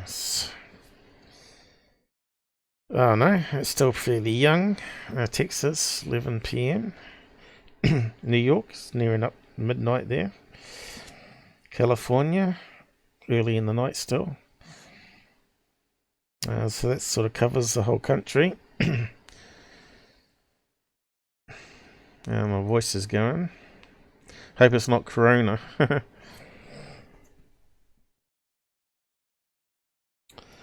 You're not going to come and talk to us. Well, that's alright, we'll carry on. Where did we get to here?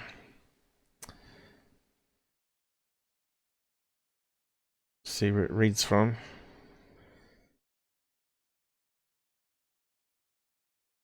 It's not the best layout on website though, is it? It's still thinking about it. It's lost its way, I think. Okay. What's that Report do? UFO. Oh. Online UFO report form. Ooh, Hotline up to the top. 206-722-30. Yeah, I thought we stuffed it up there. Right, we'll just go down the list anyway. So what do we got here? Just have a read of that one. Starlink Satellites. Okay.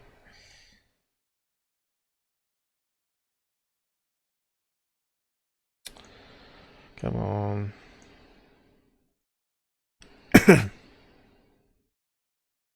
Why is it not? Hotline 206-722. Something's going wrong here.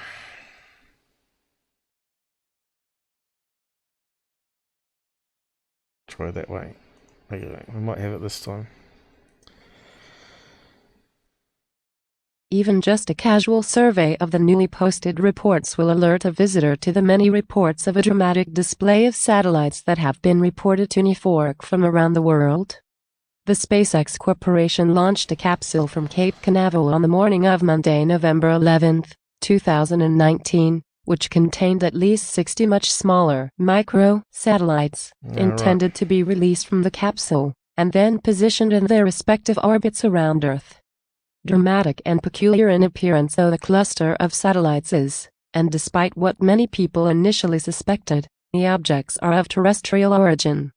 For the time being, we have included in our database of sightings the several hundreds of reports we received about the cluster, principally to illustrate how easy it is to cause human observers to be deceived by a new and eye-catching visual phenomenon. We include a photo below, graciously provided by Divide of El Pescadero, California, which is exemplary of the dramatic appearance of the clustered satellites as they are being released from their capsule.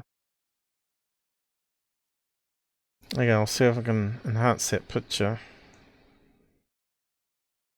I can barely see them, but I'm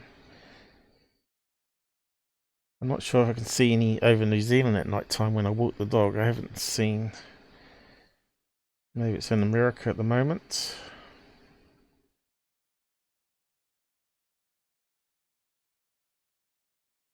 Okay, so let's brighten it up.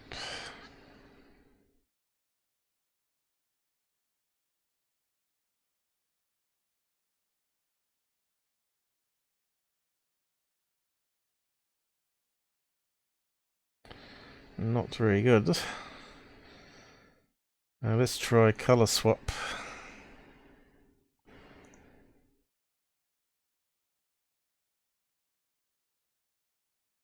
Still not very good.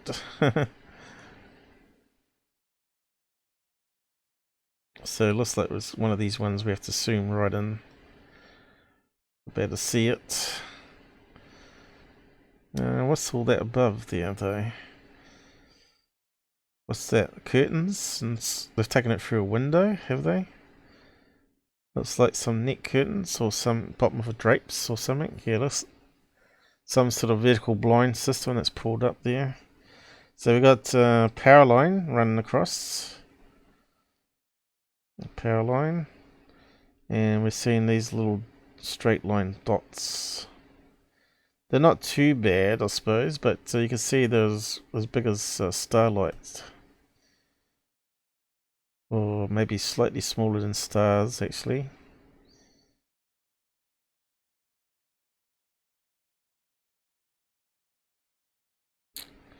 Yeah, it looks like it's taken through a window.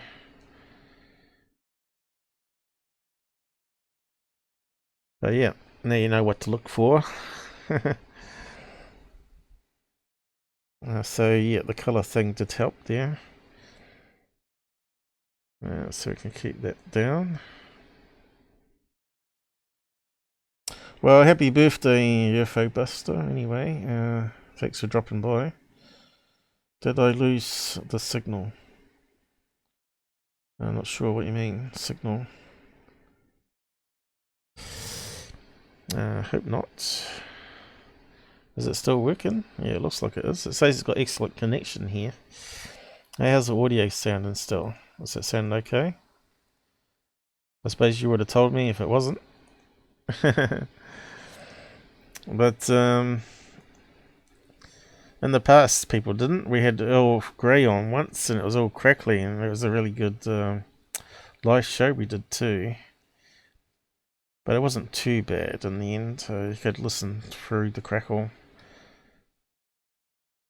What else we got here? That might be interesting. What's this one here? Highlighted reports. That sounds interesting.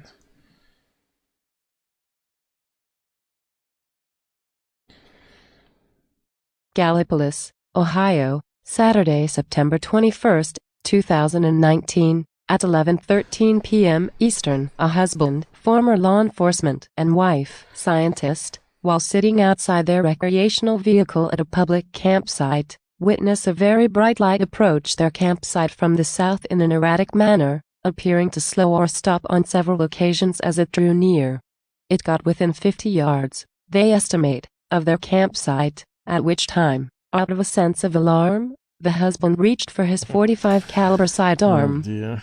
But he felt unable to use his arm or lift the firearm. The object, estimated by the witnesses to have been approximately 20 feet in diameter, hovered nearby for approximately 8 seconds, and then suddenly accelerated toward the west, and disappeared very quickly to the west. Witness report. Okay, so we've got a fairly large drawing here. And writing. Looks a bit like Shelley's stuff. So yeah, what's it saying here? Oh, I've gone in so fast. Started out ASA. Okay. What's that say there? Our dog began to act funny. My dog's funny all the time. To 9. What's that say there? To 90 into the RV. Not sure what that means. Putting something, him, in is... What's that word? When it all started. This was a little after 11 p.m. Okay, we need to scroll down. What's that big explosion? Super white light. Very solid and circular.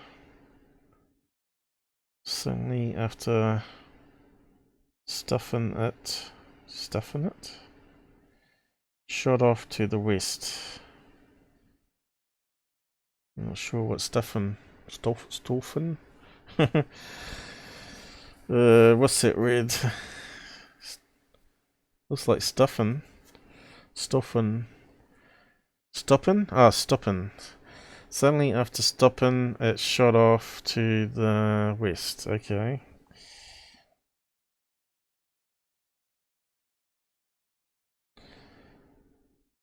It's too much on the page, I think.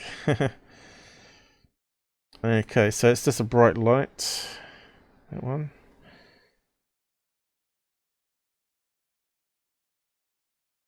Objects are reported to be able to move abruptly across the sky. Salem, North Carolina. Carolina? How do you say that word? All these place names. Let's have a read of that one. Salem, North Carolina, Thursday, October 3rd, 2019, at 7 p.m. Eastern. At least 5 people witnessed a fleet of cigar-shaped craft that appeared to change their color from bright red to silver. The objects are reported to have been able to move abruptly across the sky, and they also appeared to be able to disappear briefly from sight. The objects seemed to the witnesses to move only in a horizontal plane, and did not appear to the witnesses to change altitude. One witness comments that other people nearby seemed oblivious to the presence of the objects in a cloudless sky. Okay. And what else we got here? Keep on going.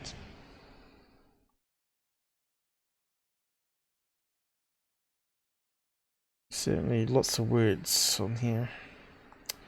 Okay, what have we got here?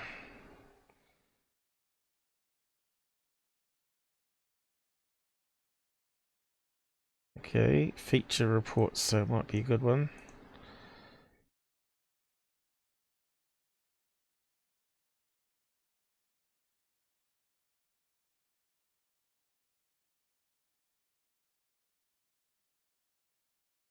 Pica, Ohio, Monday, July 15th, 2019, at 8:25 p.m. at an adult male, who describes himself as a very experienced engineer, and who occupies a very responsible position in the aviation industry, describes the sighting of a most bizarre-looking object, which he alleges to have seen hovering over his backyard, and which he surmises may have been a portal.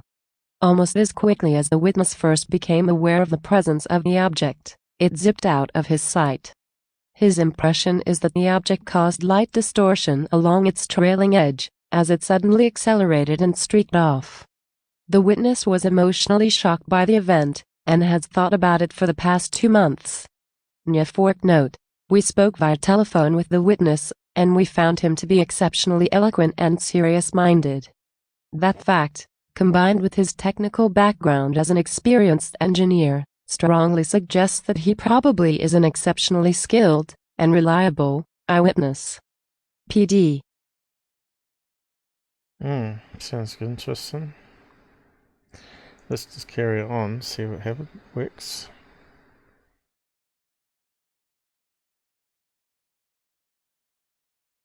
Or is it going to carry on? I think he's got too much on the page. This tool is trying to do the whole lot. Witness report. Appearances. Peter Davenport is scheduled to speak at the Mile High Mystery Conference, to be held in Manitou Springs, Colorado, on the weekend of September 21st to 22nd, 2019. Peter will present several dramatic cases, and will include in his talk a discussion of evidence in his possession which may suggest that an alien presence on our planet may be interacting with cetaceans. In addition, he will attempt to discuss his proposal to detect the presence of UFOs directly, using so-called passive radar. Details about the conference, and about its lineup of speakers, can be accessed at the conference website, https://www.mileyhigmysteryconference.com. Complement to the Taos News, Taos, New Mexico. In our update last week, we included a sighting report by two elk hunters, who allegedly had witnessed, near Taos, New Mexico, a strange craft sitting on the ground, and the next day, two very bizarre-looking alien creatures standing beside one another. When we spoke via telephone with one of the two witnesses on September 3rd, we encouraged the gentleman to contact the local press, which he apparently did, accompanied by his hunting partner. The editor of the Taos News, Miss Strachey Matlock, did interview the two hunters, and wrote a wonderful article, for which we would like to compliment her. The article is linked to here. We will post again, within the next several days, to include some interesting footage of strange fireballs, which have been reported to our center for the past 7 years, and which remain unexplained. Posted Thursday afternoon, September 12, 2019. NUFORC website updated on Friday, September 6, 2019. We have updated the NUFORC website as of this date, with the posting of approximately 500 new and revised UFO sighting reports. We always urge visitors to our site to be cautious in what they accept as being true when reading the reports. Most of the reports we believe to be sincere and accurate, but we cannot be certain of that fact, and we are sure that some of the reports contain data that is flawed, in one way or another. Moreover, some of the reports may be out-and-out hoaxes, so be cautious when you read any of the reports, would be our counsel. Here are a couple of reports that in our opinion deserve special attention. NUFORC website update on August 23, 2019. Skipped a load there. We have updated our website as of Friday, August 23rd. Okay, screwed up. So, what was those ones? Have we been through those ones before? Professional taxi driver witness and unusual light at the evening sky, right? Well, that's not too exciting. He captures high quality video of the object. There's a link to the video and the witness's description. The light is seen maneuvering extensively across the sky, so we need to look at that one. I bet there's no link. Well, it's not coming up for me if there is. So where's the link? There we go. Maybe viewed here, YouTube. Oh well, let's have a look, I guess.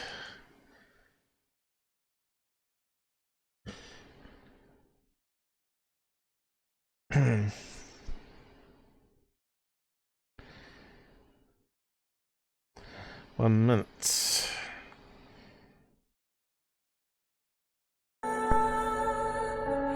Oh, music.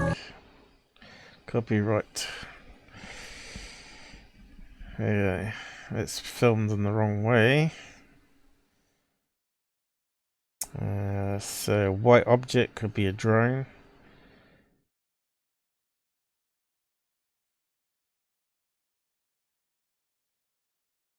Yeah, what do you think of that one, guys? Looks like it might be changing some shape there. I think we're going to need to see if we can zoom in on that. Well, it's done a circle. Same thing we'd do with a RC, remote control plane. Helicopter.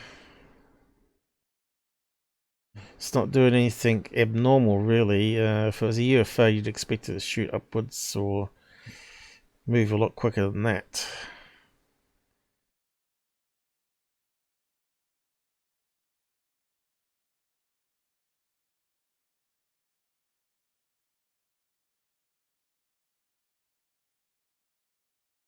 And does it disappear or what?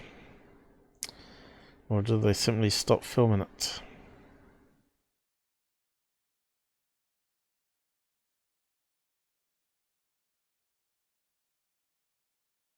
I zoomed out. So they're filming it through a car window, which don't help. And it got faint there, but it didn't actually disappear. So I don't know. Car window. I hate that auto replay business. Hey.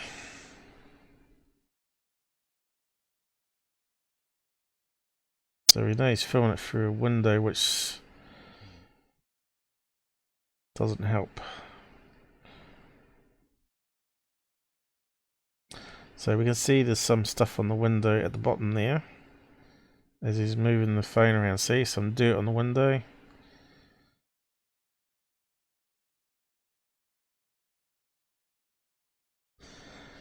And of course, if he's not outside, we're not going to hear any sound, are we? That's why he's got music in the car, is it? No, it looks like it's been added post. That can't be a car. Very suspect of videos like this. Been mucked around with. So yeah, what can we do with it? Not much, really.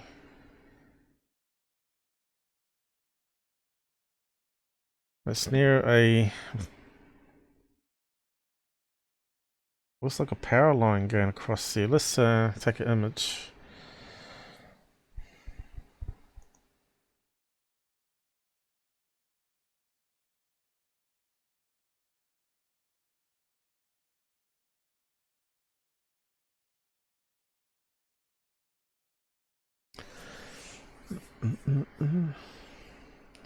Just thinking about it. Computer's slowing down a wee bit. Okay.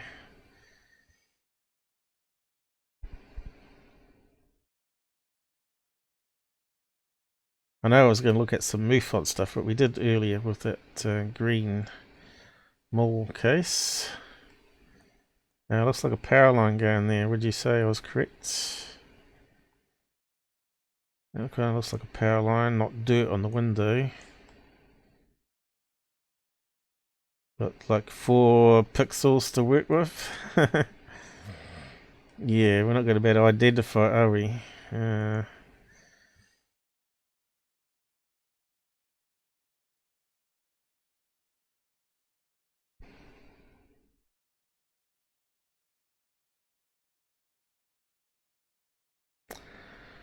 Resize.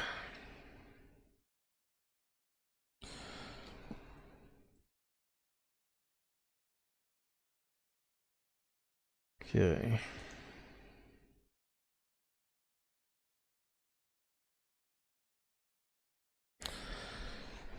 What can we get to pop out? That's a good question.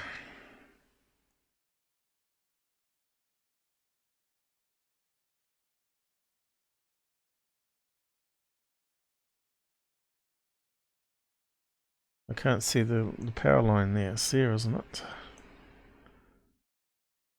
Yeah, there you go. Got to get the right filter, right? Definitely looks like something going across. Very faint though. The camera's not picking it up very well. So it's going right across there. There we go.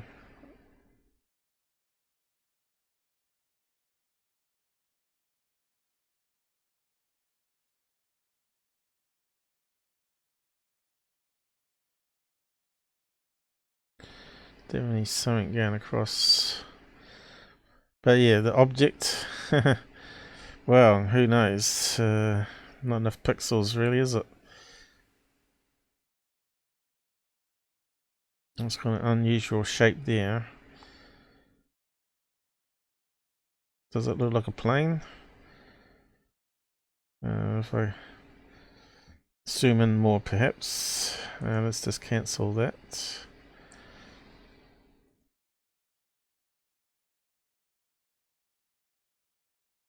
Remote control plane.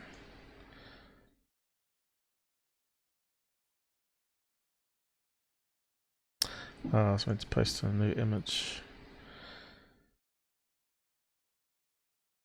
Okay, let's scale it up.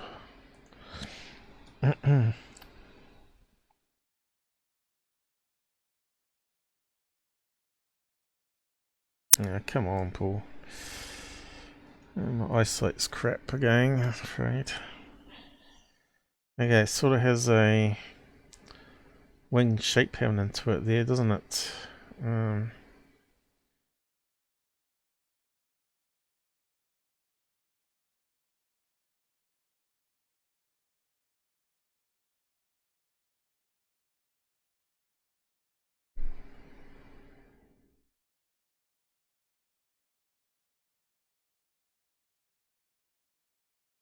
The computer's slowing down. Glitching. Yeah, I'm not getting the smooth transition that I was after. But it does sort of have that triangle shape to it, doesn't it?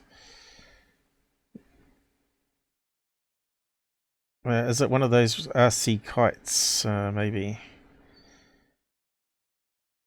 I think that might be what it is. RC kite. Let me just reset that again. Try again.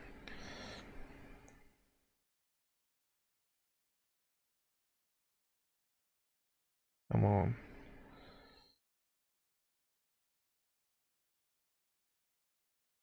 Yeah, it looks like it's got LED lights on it, right?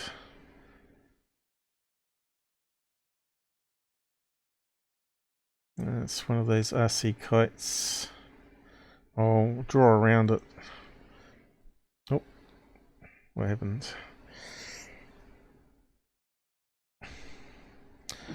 So add a layer. Probably need to zoom in a bit more. So if you've got a lot of LED lights on it, it always overexposes and gives you like a blob. But yeah, if we can draw around that, you see it's got like a flat side there happening. Even though we only got a few pixels to work with. And it looks like it goes in there. Around. Then what goes along here? Oh, have we got it or not? Can't quite see it because it's white. And then it sort of goes around here a bit.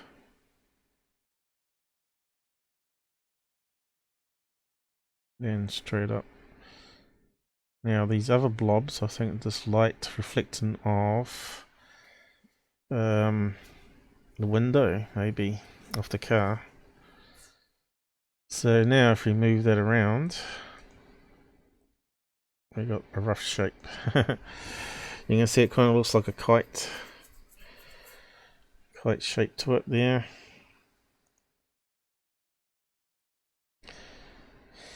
Which looks very similar to one of these ones here, RC kites, which you don't need any cable attached to it. Lead kite. That's what I think we're looking at. And they can move quite fast and erratically, as he said. Images. So could be crazy shape like that, I guess, but more aligned to think it's something like that one.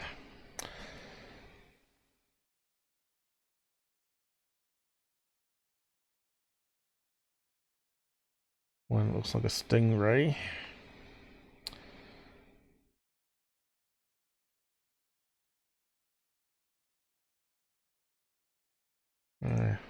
more like one of these ones here. So you can see it was turning in the wind. So probably could save that and do a side by side.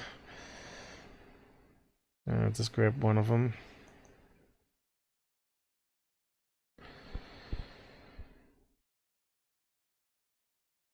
Was it not coming down? I think my sugar levels are dropping again too, unfortunately. That's the right one. It should be coming down. Oh, here we go. I think my computer's getting a bit slow now. Bogging down, too much going on. Oh, that'll do. Come on.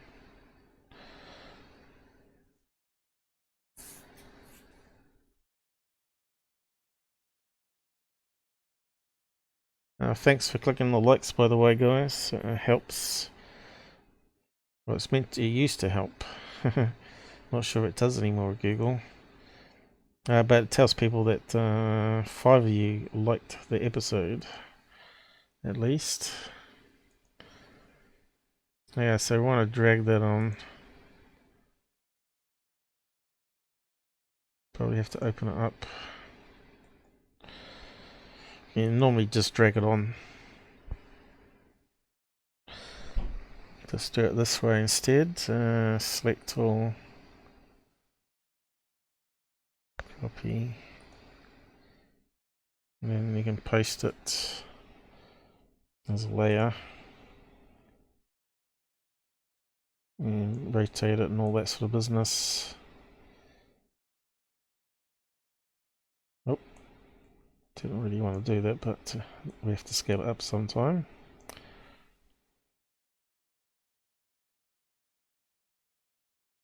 So, can we get the right angle, right size?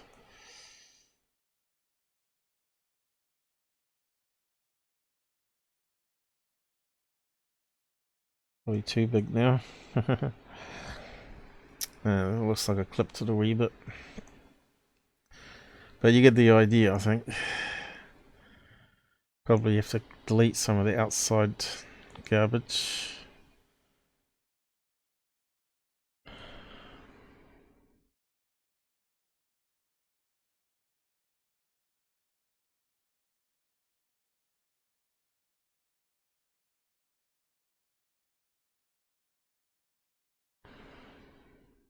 Is that done? No.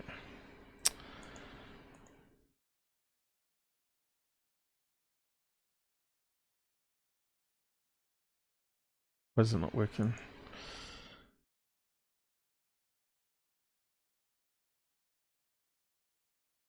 No, it is now.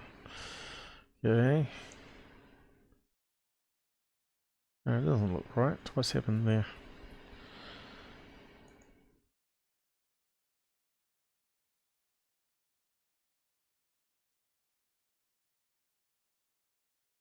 What the hell? I think it's filled it in with yellow. I must have chose the wrong damn thing. Hang on. Let's go back. Magic marker. Erase. Oh, that's better. Oh. And then want to do the bit underneath.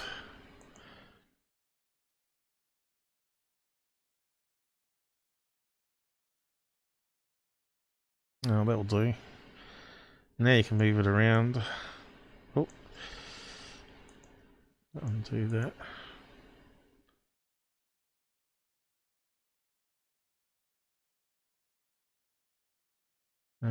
Select tool, isn't it? Deselect tool.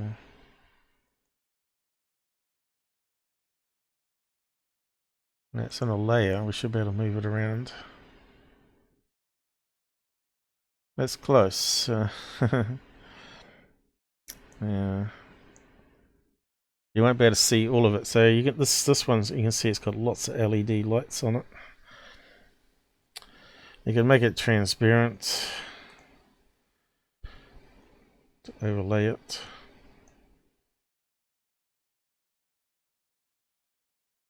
See through it, right.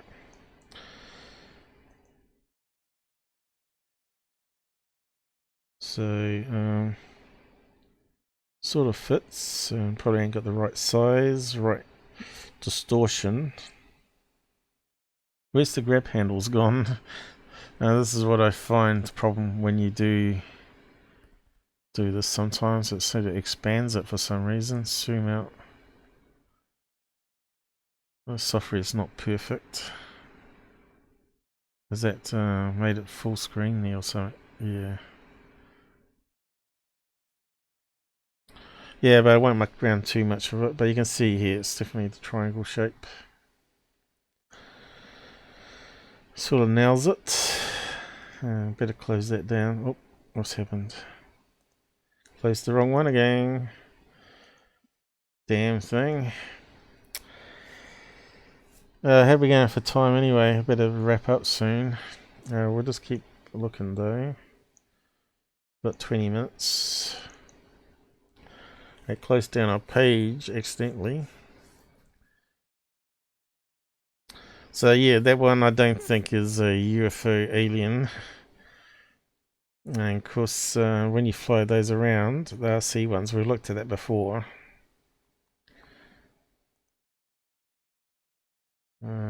That one there. We wanted video.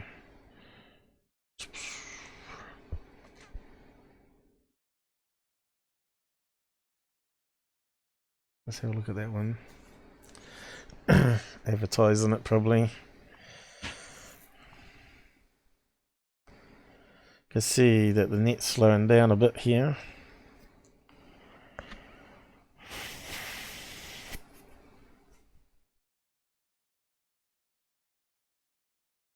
Okay, we've got small ones here.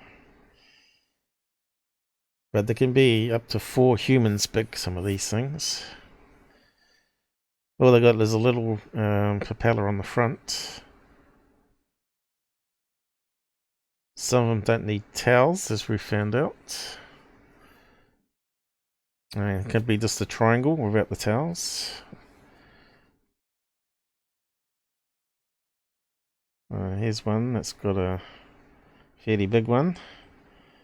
2-man size one. Where's that one going up?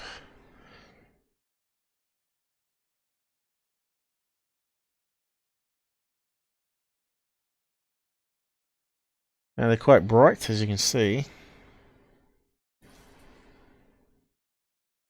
Go into the other one.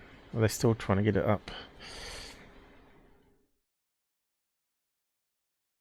Certainly looks like a lot more fun than the kites I used to have in my time. We had to make them up ourselves from plastic bags and sticks, and rubber bands, and fishing line. These ones are way better. Remote control. And let's skim it a wee bit. What's this one? This is a huge one going up. Manta ray, by the looks of it. Yeah, look at that.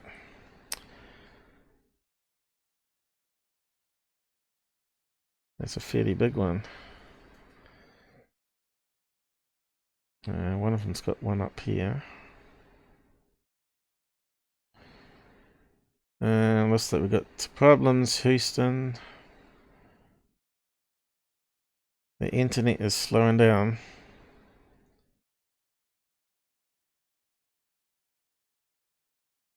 Here we go, we're back again.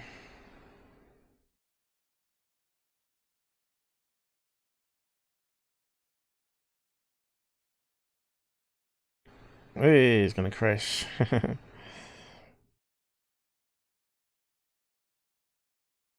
Now, if you saw that in the sky, after watching this, you'll know. Oh, right, I saw that on the Out There channel. It's not some sky critter.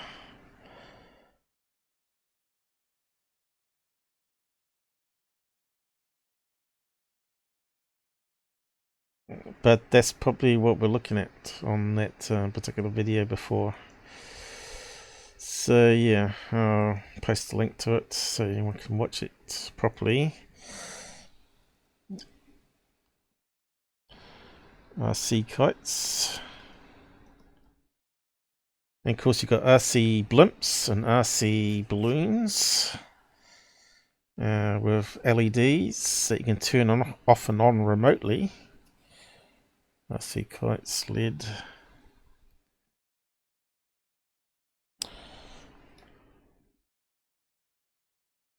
Yeah, they're really cool. They look lots of fun too. Of course you got the blimp ones too, even better. RC blimp.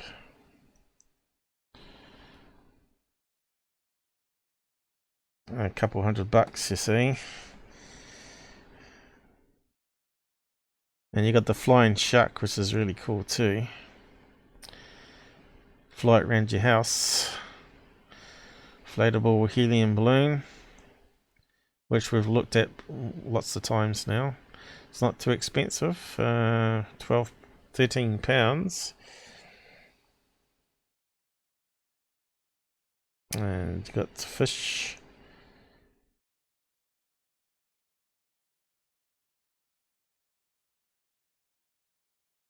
I reckon that would scare the crap out of your cat if you got a cat at home. So yeah, the kids can have a lot more fun than what we did in our time. And you got one that's Nemo there. And you got ones that also got artificial intelligence. They sort of hover, fly around, bump into each other. They're the cheap ones. And you got your remote control blimps. Getting a bit more costly now. 26 pounds. I suppose that's like 70 US dollars, is it? Well, that one looks like a scaled down model, not the one you fly around. What's it say there? But there are ones you can fly around, of course.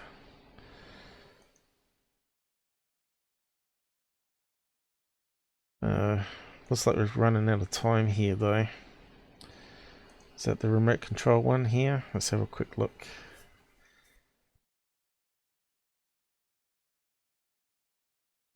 I think we've done enough for one day anyway. That was a fairly successful OpenLines today. We've got one person.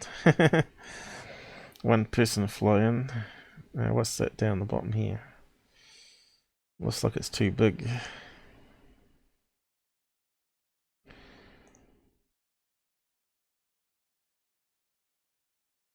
$55.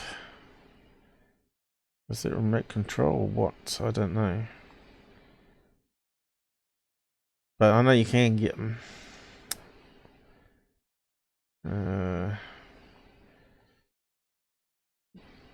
I've sort of gone off course here though.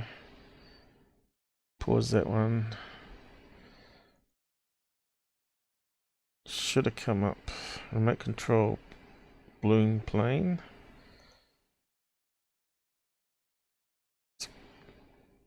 Oh, here we go. Lots of pictures of them.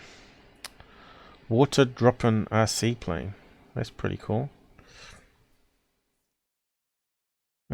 Giant lightweight helium Douglas DC scale model. Okay. There's Nemo floating around there.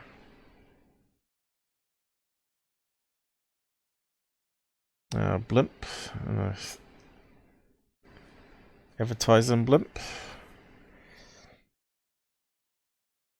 There's a lot there on YouTube you can look at.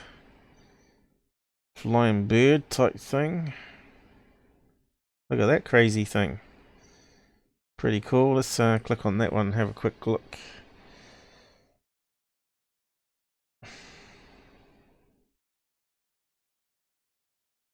Wow. Now what's it meant to be?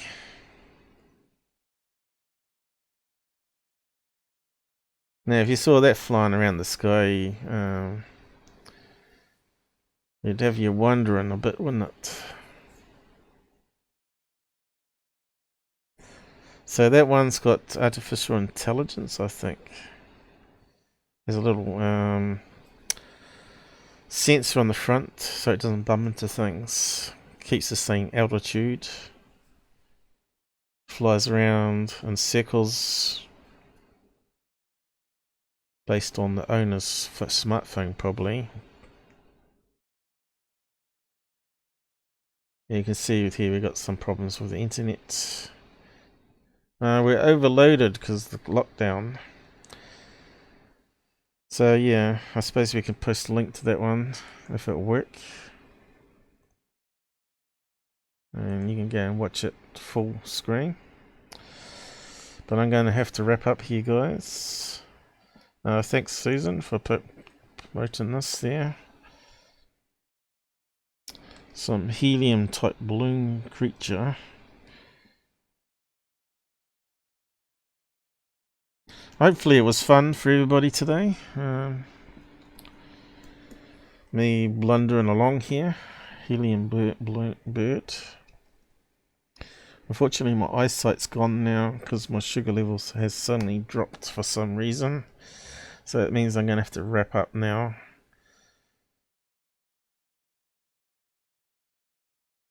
Okay.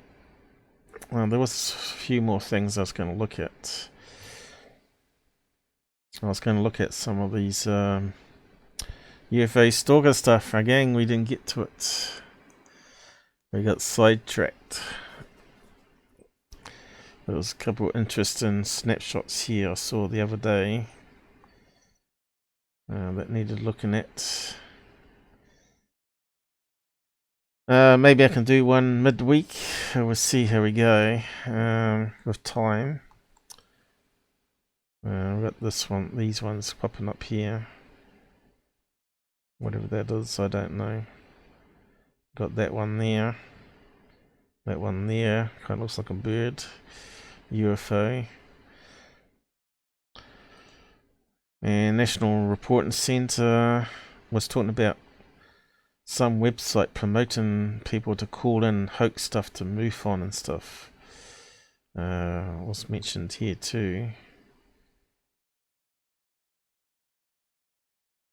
That looks kind of interesting article. So yeah, there's plenty more to go over yet, so another day perhaps. Where's the article about people doing prank calls?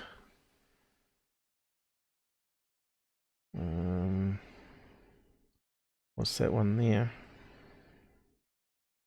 Someone drawn a picture of the object. So yeah, there's plenty more to look at. It's never ending with the UFO field. What's that one there? Fortunately, my eyesight's failing pretty quick on me here. I need to go and get something sweet to eat. We got an alien. We got Skinny Bob, the real one. So yeah, we got to come up and have a look at these other ones, but they'll probably scroll off the page. You can see it's like an endless scrolling page here. It's kind of a strange way to do a web page, doesn't it? Hey, look, what's this one?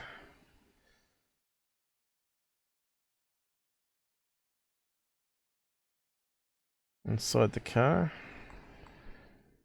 Triangle. There's heaps of stuff to look at.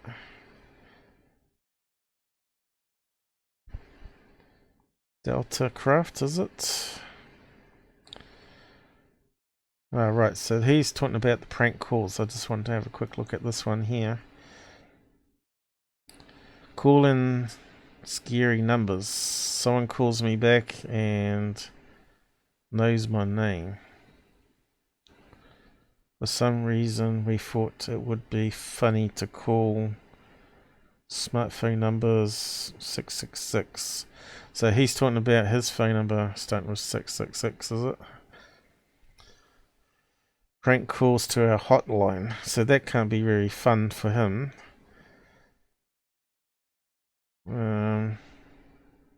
So I don't know what his hotline number is.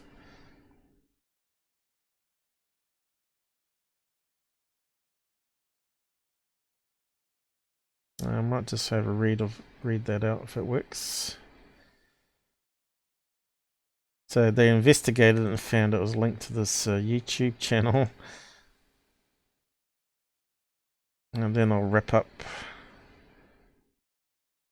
Let's see if it'll work. So don't do it, guys. Large volume of prank calls to our hotline. You can help.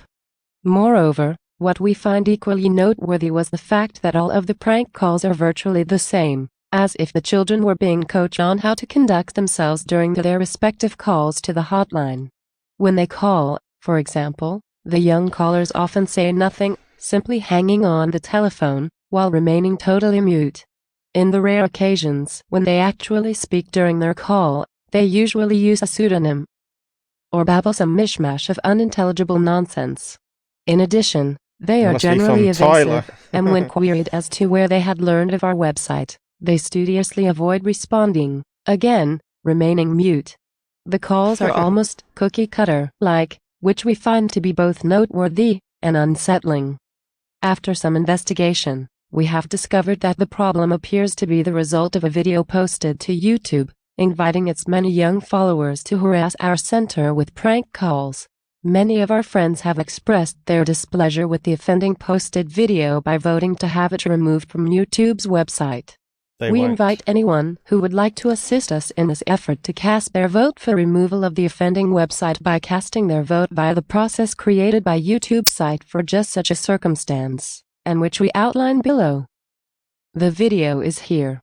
When you get to the page, press the icons shown below to downvote the video and report it as abusive. Thank you.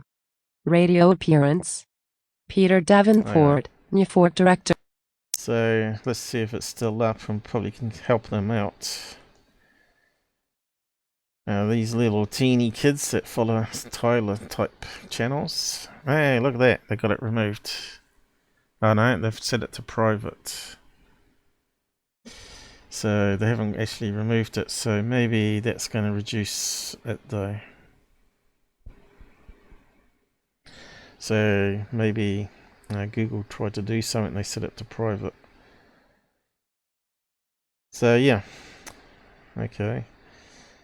So anyway, we'll leave it there for today. We'll come back to the other stuff another time. Like I said, there's always stuff to look at. We'll just pin that there for the time being. And thanks for Susan for helping out. And we'll close down the chat line now. You did have your other opportunity. When I do one again, I don't know. But we'll see if more people want to join us. Can put in a request on the Discord group. Susan's posted the links there during the live shows. So I'll just wrap up here now, guys. And thanks for joining in and voting and whatnot. And I'll just kick off the end credits here. Did it work? There we go. Good to see another Kiwi here. I need to get rid of that phone number.